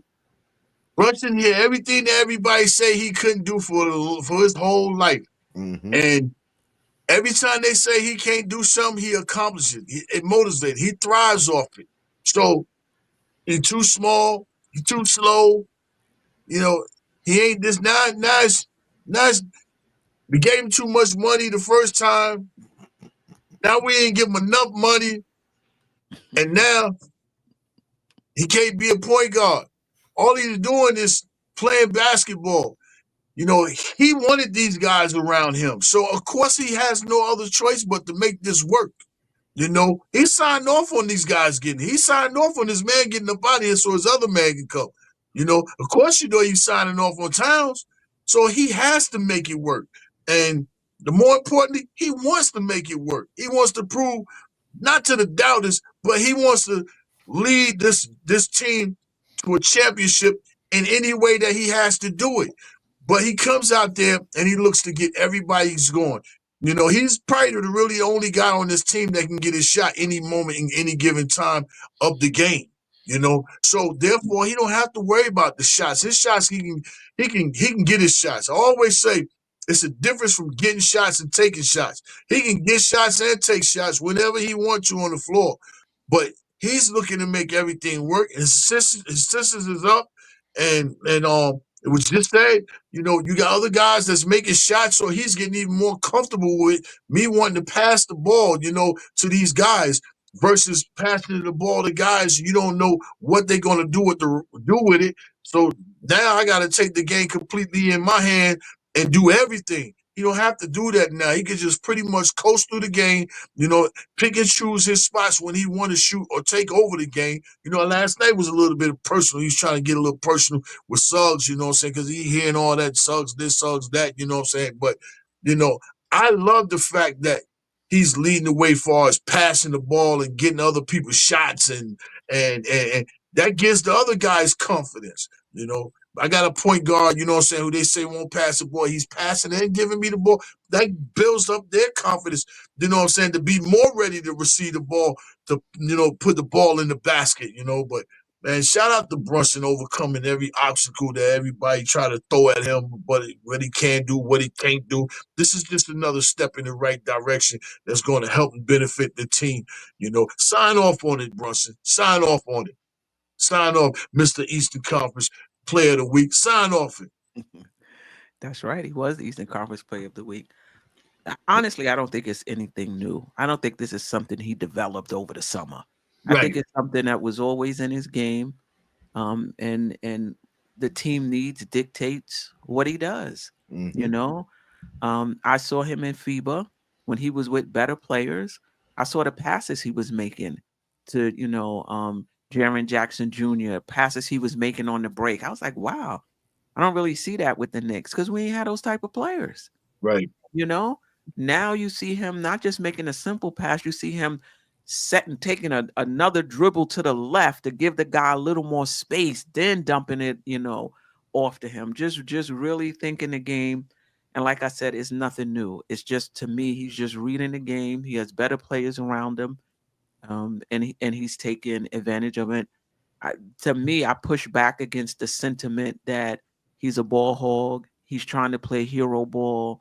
I just push back on that sentiment. I just don't think that's Brunson. I think whatever he's doing because he thinks it's going to help the team win. You know, and you could look at any best player on the team that's not a center. There are times when they'll take 3-4 shots in a row because they feel like, I got it, I can hit it. You know, we need to pull away from this team, or this team is trying to make a comeback. You can look at any of those guys, they'll come down and take 3 shots in a row. And Brunson is just one of those dudes. So I don't really get, you know, really upset when he does, you know, when he does things like that. All right, let's move on to Towns. A lot of uproar when we traded, you know, Randall and Randall and DiVincenzo for him. It was a 2-for-1. It was too much, and he's having a career year for the Knicks. His passing is underrated. And let me tell you, it's one thing to be a center that can hit the three and pull your man out of the key. It's another thing to also be able to deliver the passes to those that's cutting into the space that you created. And that's what Karl-Anthony Towns can do. His recognition has been good in terms of posting up the smaller guys, driving and shooting threes, you know, on the bigger guys. His rebounding has been superb, and we need it. You know, rebounding is a part of defense. He's just been amazing. And these past 2 games has given me has encouraged me in terms of what's possible for him on the defensive end. I don't think he'll ever be a rim protector. That's not his game. But there are other aspects to defense that I think he can get better at. And I saw that the past 2 games. Talk to me about Towns, what you seeing, what you like to see. Jerrell, we'll start with you. I think Karl Anthony Towns has been absolutely fantastic. Like, he has an argument to have MVP considerations if it was up to me. Like you said, Steph, like, he has been one of the best rebounders in the league. He's a 3-level scorer. I don't see a lot of people calling him soft anymore. Yeah, Karl Anthony Towns has been Karl Anthony Towns. Like, he's always been this talented. It's just, I don't think a lot of people watched him a lot in Minnesota. His defense is, he's not a rim protector, like you said, but I think he's never been a rim protector, so it's kind of hard to complain about it now. It's like complaining about Brunson's defense when he's never been a good defender. So I think Karl Anthony Towns so far, I'm still good with the trade. I was good with the trade when we made it. I think he fits this team pretty well. And, if and when Mitch comes back and we get a rim protector, the one that we actually need, I think a lot of people will probably, stop complaining about that as well. Yeah. Tony, your thoughts? And we'll get to the chat after this. All right. I gotta dip out after this too. So appreciate it. I agree with Jerrell. I think Cat has a better shot at MVP this year than Brunson. Yep. Considering one, it's been going through the bigs the last couple of years, right? And I just think he has less overall competition. But Cat has been phenomenal. I was one of the people that was down on the trade initially, or unsure of it. I was one of the people questioning his toughness. He's answered every call, every concern I've had about him, and the things that I was confident about him with, he surpassed my thoughts. You know what I mean? Like, I feel like his passing is only going to get better. Like, he's passing off instinct. It's not necessarily off chemistry. So that's going to get better. He's missed a couple of passes because he's such a good passer. He leads the offensive guy to the rim. You know what I mean? So you may not be cutting fast enough to get that ball. Like, so all that is going to clean itself up. The 3-point shot, phenomenal. His driving to the rim off the pump fakes, 2 dribbles, or 2 dribbles to get to the rim, or 2 steps to get to the rim from the 3-point line. Yeah, I can't say enough about Cat. I think he surpassed all my expectations from him, and I know it's gonna get better. You know what I mean? Like, you could just see it. It's gonna clean the little things. Is gonna clean itself up. Yeah. But Queen, I appreciate you jumping on. Let me jump on with you. I try to jump on as much as I can when I can. Salute to the whole panel. Love you guys. This is a great show. I'll see y'all next time. I'll make it. Okay, Mr. Tone. Yeah. Ajay, did you go, Ajay? No, not yet. Yeah, we give you an opportunity to take back all the negative things you said about Cat. All of them. All of them. And what were those negative things? I hated the trade because I wanted to see what the team we assembled could do. And from day one, I said Karl Anthony Towns was a better player than Julius Randle. He's going to bring a lot more. I just wanted to see what we had. It took us so many years to build up to that point. I just wanted to see what that team, because we never had a chance to see what that team with Randle and DiVincenzo in the lineup could accomplish. But just like Tony and Jerrell just said, Cat's been nothing short of amazing. He's been great. He's won many games for us. He's playing at an all-star level right now. And you guys mentioned MVP. I don't disagree. He should be in the conversation right now. I kind of want him to take more 3-pointers. I really hate when he drives the ball because he always end up on the floor. And I'm like, whoa, easy, Cat. Well, You know, I think he's taken the less 3-pointers this year in his career. Like maybe 3 a game or something like that. Yeah, but he's shooting it well though. Like I He would, should be taking more. No, I agree with he you. should be taking more and drive less, because like I said, every time he drives, man, he ends up on the floor. I don't want this guy to tweak anything, landing on the floor, you know, in some of those drives. And you know, and other teams are bodying him. They're playing him really hard. Oh, I appreciate the live clap back, like literal clap back yesterday. Yeah. Was it France or Mo? I don't know which one of them. You know, and you love that. So like you said, all that soft talk, like people are not talking about that now. You know, but yeah, he's been tremendous. He's been absolutely amazing for us. So yeah. Geoff, is there any, you can comment on him overall, but also is there anything you would like to see from him? I want to see more of that fake arguing in the ref into the turnaround fall away in his eye. Yeah. That was my favorite play of the year. That was I think awesome. I've watched it about 1,000 times. Yeah, you got that I off. could just put it as a screensaver on an endless loop. It was just so nasty and so divine. You're my hero for that play, Kat. That was incredible.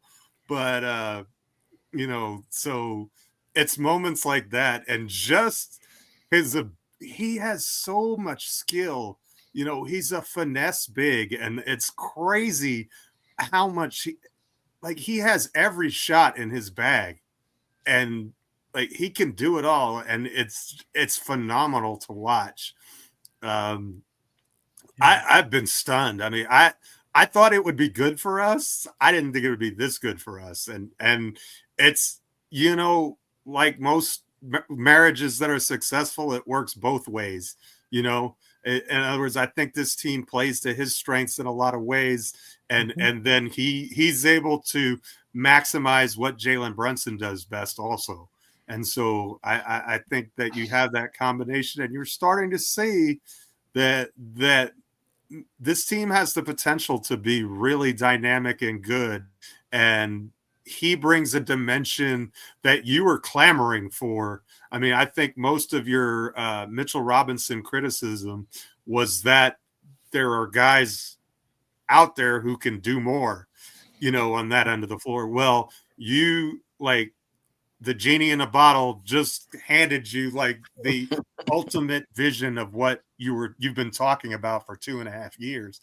And honestly, it's worked more than I ever thought it could. I mean, I was a little bit skeptical of it, to be honest, but I mean, the spacing that he creates, the way that he, you know, he doesn't have the same gravity that Julius Randle has, but he creates just as much floor spacing because he doesn't need the ball in his hands to be effective, because he's a good cutter, and he shoots the three from a different spot than most of our other guys. He's an above the break 3-point shooter at a high percentage, and that's so key for us because we already have OG and Bridges who prefer to sit in the corners, and so that solves your spacing problem completely. And I've already talked about how it just turns Josh Hart into this Swiss Army knife, you know, that makes our starting five incredible and difficult to stop. So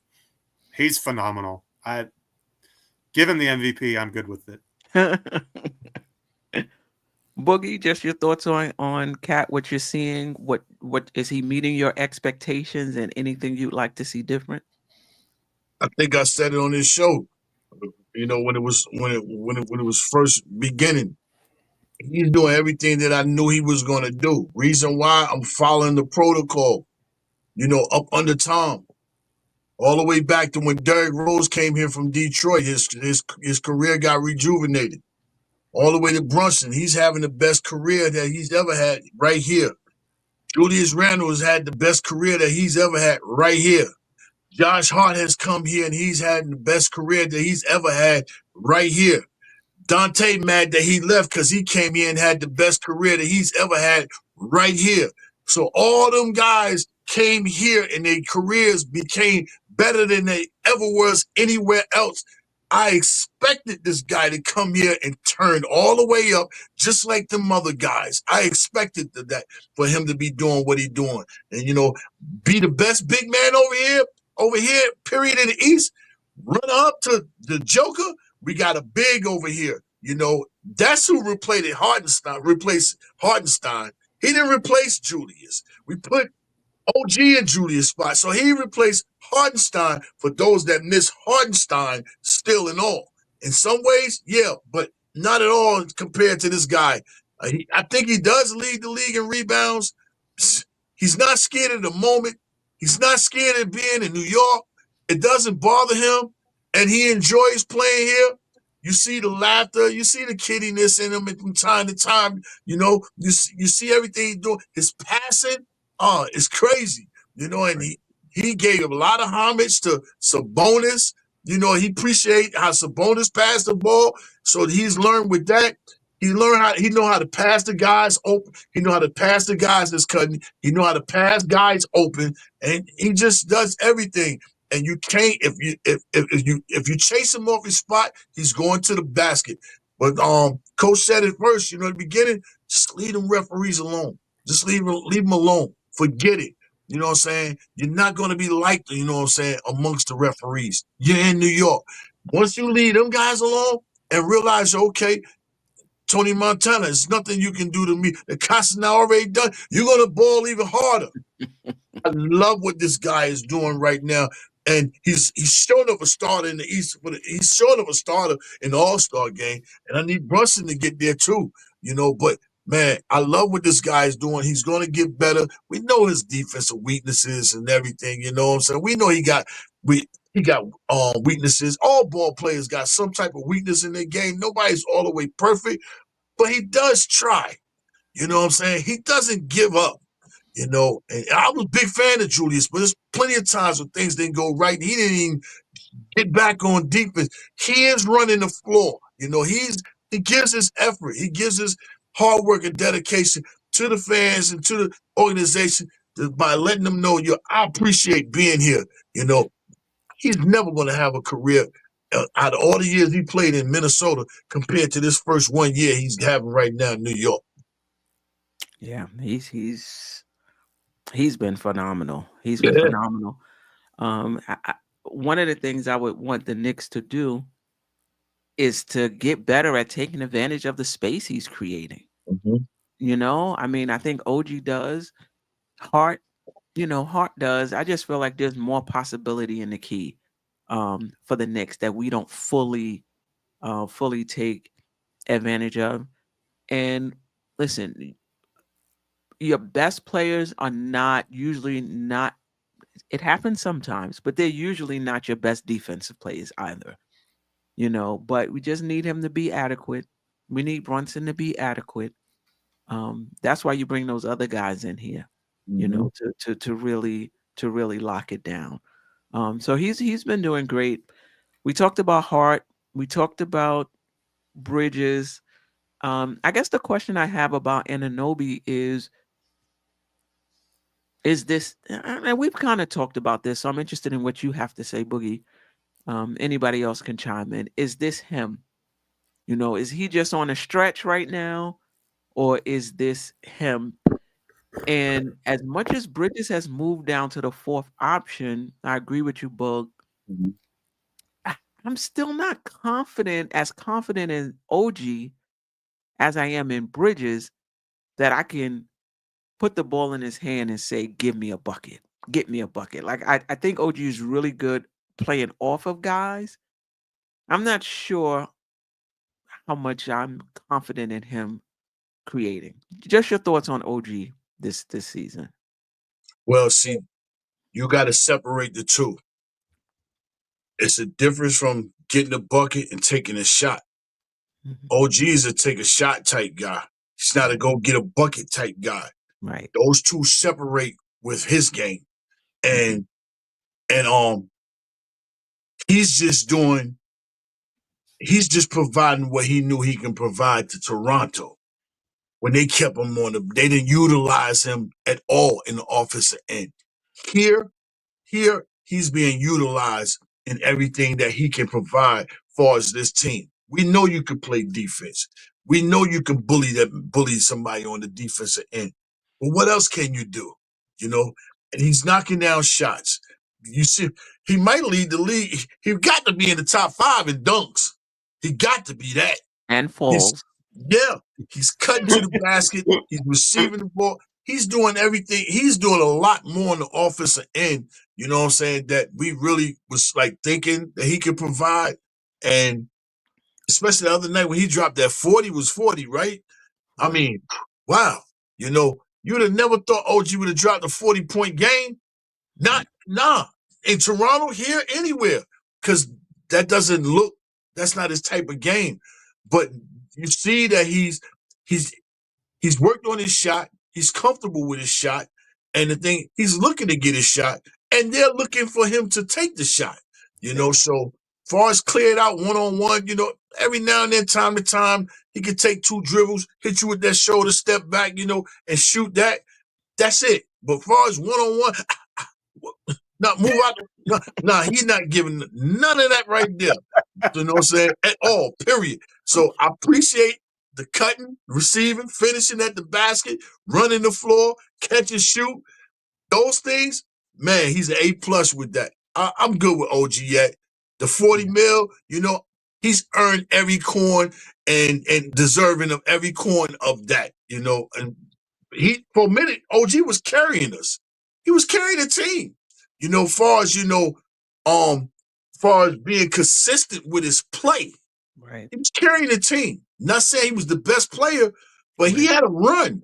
He had a run, you know, up until after that 40-point game. He had a good run where he was scoring some 20s and 25s and, you know, having good games. But I'm happy with OG. I'm happy he's on his team.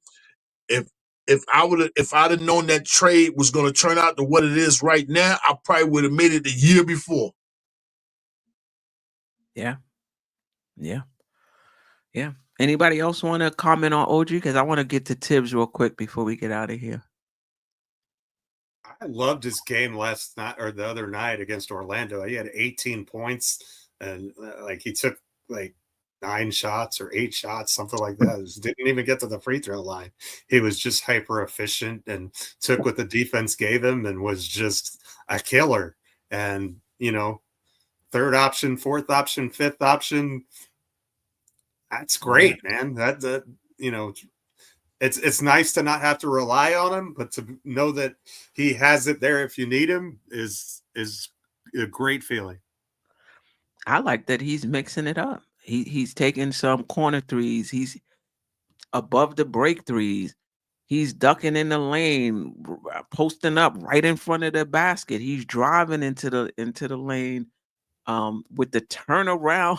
With the turnaround fade away jumper. He's just, you know, I like the fact that he's just mixing it up and basically scoring on all 3 levels for us. And he's really strong.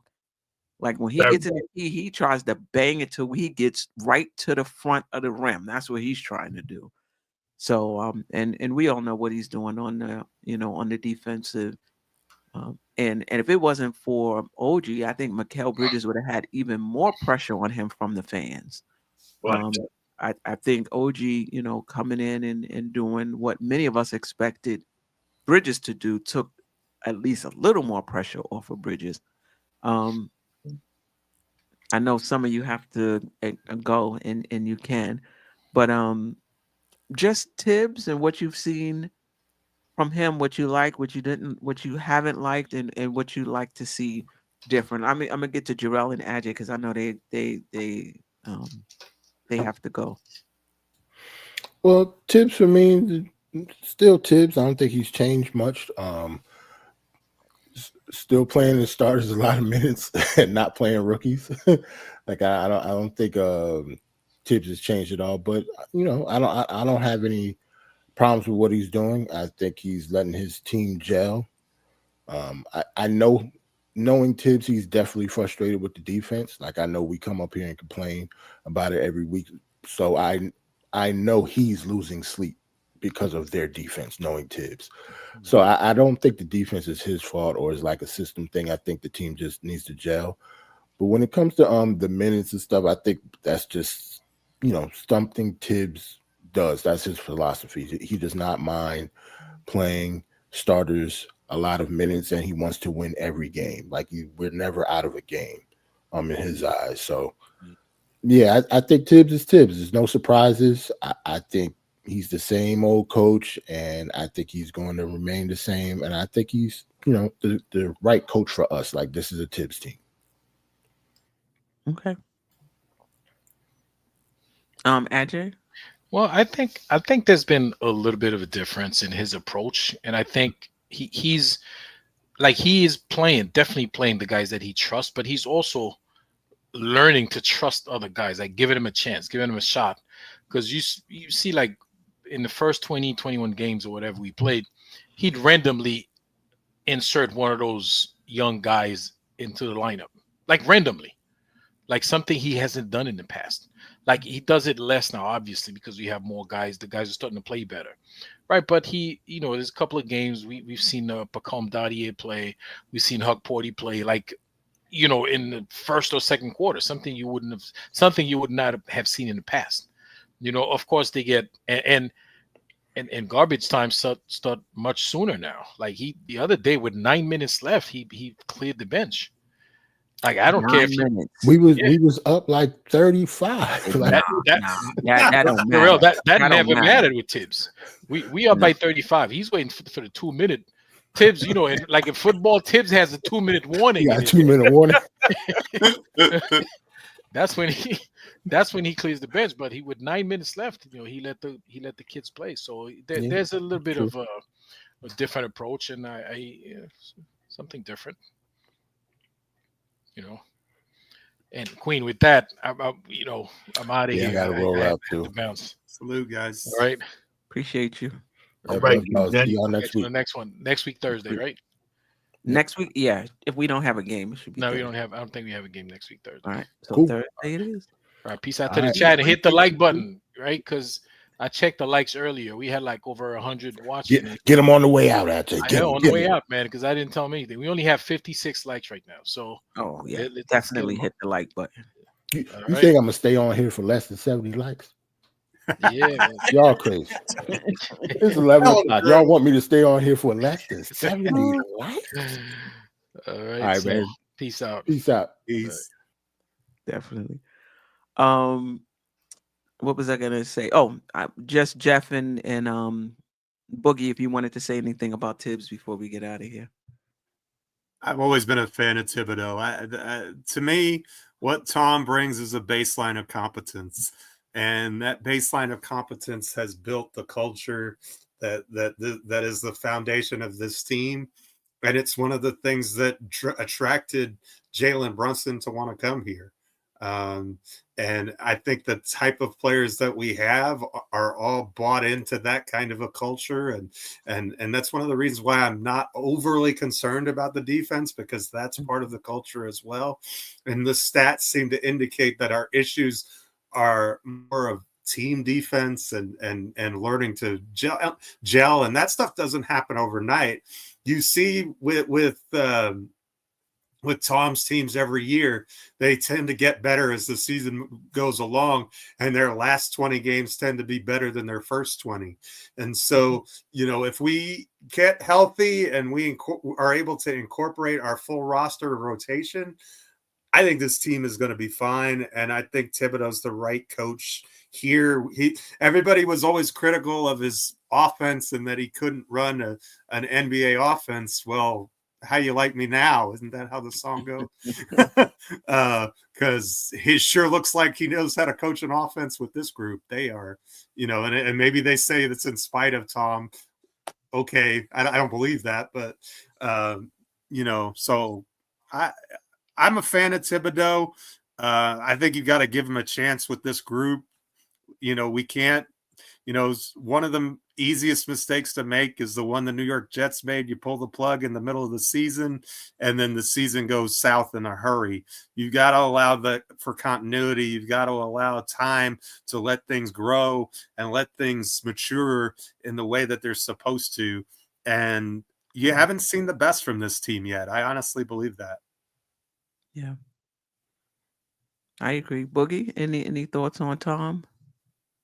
You know me, Jay Boogs, I'm known to set it straight. Like Coach Tibb at the games, I'm known to watch tapes. The only coach in the league that never sit down with the hair combed to the side, swag from Midtown. That's my guy. He deserves to be here. I wouldn't want nobody else to be in this position to coach this team than Tom. He deserves to be right here. When he came here, when no other coach came here, you know, he gave us an identity, he gave us a culture, you know, he gave us hard work. And you know what you get when you get this guy. He's a blue-collar, work-hard guy. But he means good and he means well. He wants nothing else more than for the New York to receive a championship from this basketball team that he's coaching. You know, I'm happy for Tom. You know, they finally all on the same page. He got everything that he needs from every position, you know, and now all he got to do is bring out his X's and O game. Trustingly, I think Tom going to make a lot of X's and O decision more than he's ever have done because of the type team he has right now. The same time when he's coaching on the floor, he's watching what he needs to do, you know what I'm saying, for later on in the future. You talking about you want to see that more pick and roll, he going to provide more pick and roll. He probably going to give you baseline pick and rolls, high top key pick and roll, all types of different things, but you said it right. I don't need to show my cards right now, you know. I don't need to show them at all right now, but y'all going to see Coach Tibb is in a great position right now, you know, with a great team. And shout out to Leon Rose for honoring him and you know, having him here and bringing and giving him everything that he needs that can possibly make him a championship coach, man. I'm happy for Tom. You know, I deal with Tom. I'm okay with Tom. Even when things ain't looking right or ain't going right and he miss out on this or he don't make this sub or he got this play out there too long.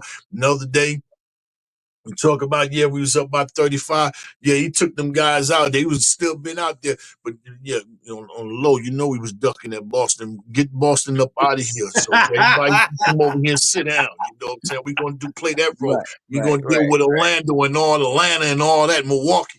We don't want no Celtic right now. We want to see them when we're full, completely healthy. And this is, again, another year where people don't want to see this team completely healthy. They don't want to see Mitch finish the season strong. They don't want to see, you know what I'm saying, Precious come back and be who he is. They don't want to see perhaps maybe, you know, what's the name, come back from his shoulder injury. We got so many things going on right here, right now, you know, and I'm just happy where we at, and we ain't even scratching the top of the surface on how really great this team can be. They're good now, but they can be even greater. And we're following Tom. I'm following Tom. Double T, man. I'm following Trouble Man. Yeah, well, I'm definitely a supporter of Tom Thibodeau. I would like him to figure out a way to get us some more possession so we can get some more shots up. We can get to the free throw line a bit more. I think that'll help us. I would like to see us push the pace a little more. I think we have a team. You know, Cat could be the trailer. You know, I do think we have the team that could push the pace a little more. I would like to see that. I don't really have issues with the you know, with the minutes. You play your best players, you know. And I think the minutes are the way they are only because we shorthanded, you know, and I think those minutes will come down once we, you know, players come back from injuries and maybe the pace will increase then. I don't think so because it's kind of how Tibbs plays, but you know, maybe the pace will increase once we get more players. I like the fact how he's mixing and matching the lineups. I like the fact in that Charlotte game when we won by 4, how he just really micromanaged that game down the stretch, sitting Bridges, putting in McBride for point of attack defense. There were some possessions he sat Cat down on the defensive possession, sat Brunson down on the defensive possession, put 2 bigs in to secure the rebound at the end of the game, just really hustling with his decision making to get that win. And we only won by 1 point. So all of it was necessary. So yeah, you know, I don't really have a lot of complaints about Tom. I just have some wishes. You know, I just have some wishes. Always do better, right? Right, exactly. Shout out to Corey Lee. Peace and salute. Queens is in the building. What's that QGTM, please? Queens get the money. Oh, Queens get the money, please. Mhm. Shut me up and pass the Crow and the Texas Pete. Brunson or Cat need to become MVP. I mean, listen, we have to finish 1 or 2 in the Eastern Conference, I think, for for that to happen. Yeah. The best Shout player out to on Boston didn't get MVP and nothing, and they won it all. Yeah, you're absolutely right. You're absolutely right. I just wanna how do I oh, that's a banner. Just wanna shout out the chat, get last words, and then we out of here. Shout out to Andrew K, Corey Lee, Old Head in the building, East Blue Drew, Size 9, Sharon was in the building, Ivory 10, IK BM was in the building. I forgot to highlight his comment. NYK Bro 99, Nick Yak always rocking with us, JJ, Double D. I'm not gonna get to everybody. Brahim, East Blue Drew. Who else? Trav B in the building, Double D, Wild Boy Trey, Nostalgic Nick. I appreciate it. And for those who I didn't get a chance, Wonder Woman, appreciate you. Wonder Woman was in the building early. And there's Darlene Bryant, appreciate you. And the replay gang as well. Any last words? Always better with Boogie, baby. Salute to you, Always man. better I'm with so glad Boogie. you're here Yeah, tonight. hanging out Made with my you, night, man. brother. It's always good to see you. God bless you and your family. You're just good people, and it's so good to get to share the stage with you, my brother. And keep doing what you're doing. Keep preaching what you preach, man. And Man, Queen, best in the business. I love being a part of this show. I think this is a salute to the chat. I think this may be the best one we've done all year. Yeah, I agree. Yeah. Thank you, Geoff, leveling up the show. Boogie Yes. dropping by, my brother, leveling up the show. Appreciate that. Tony Crow, Ad J Jerrell, who's been rocking with me Yes. from the beginning. And listen, there's no channel without the panel, and there's no Mhm. channel without the chat. So I appreciate you guys. We play Thursday, we play tomorrow. I think we play Charlotte at Madison Square Garden, and I'll be on Monday, probably early Monday, with the recap. Boogie, did you said your last words? Yeah, I just appreciate being here too. You know, sis, I love and appreciate you always. We talk every if I ain't up here, I at least get a call. And I know when I ain't been up here too long, I gotta get a call and call sis, appreciate and Appreciate love you. And just the other day I was just watching when we was all at the garden when they the second day they premiered that video, and you just Yeah. amongst that right there. I mean, it was a crazy situation. And what more better people that what I'm saying to have been able to share that moment with, what I'm saying, than you guys that was there. There's so many Knick fans that was there, and there's other Knick fans that didn't even know what was going on, but then and they understood it too. Coach, you always who you are, man. Appreciate you always, man. You know, love you from the heart, my guy. I love you from the heart. I just want to say to anybody that's still watching, please, please, I'm on my Instagram right now. I'm on that. I'm figuring it out. I'm trying to, I ain't never been a social media type guy, but I'm bigging up that game right now. So, my Instagram is J Boogie the Nick, and I'm providing a lot of things, insights, songs and All clips right. and stuff. I'm doing all that right now. So please go ahead, and subscribe to me, tag me, share me. This is a perfect time for y'all to be grabbing that. We back on Christmas and tagging that to the garden. I'm still in conversations with them. They're not letting me know anything, but if they don't let me know anything by next week, I'm gonna make plans and reservations to go do something else, because that is our Christmas anthem. But I can't do it without you guys, because I do what I do for my people. You know what I'm saying? Whether it reach, what I'm saying, the massive, it does or doesn't, that's all fun and done. But I always make sure I have to reach my family, and that's everybody that I rock with on the YouTube channels, the Twitter spaces, all the chats, and the ones I be with at the games anywhere. I do it all for y'all. I look for nothing back. But please, subscribe to my channel. You know what I'm saying? J Boogie the Nick. I'm on Instagram. And hashtag whatever I got going on, send it to web. Subscribe, send it to anywhere you want to send it at. Just get whatever I'm doing, get it out there. And just know I love and appreciate you all to the fullest. Let's go Knicks tomorrow. We got the Hornets. So what? Like Tom said in the interview the other day, we on to the Hornets. Right. Shout out to J-Tap, always supporting. J-Tap, anytime you want to come on the show, just hit me in my DM and I will send you the link. You're always welcome. And I'm also on IG, DopeSoulSports.life. And also including my travel stuff. So if you're interested in what I'm doing outside of basketball, I did put my pictures from Jamaica, trip to Jamaica there. I'll be in Ghana in February, so I'll put my things from Ghana, there as well. Until next time, family, appreciate it.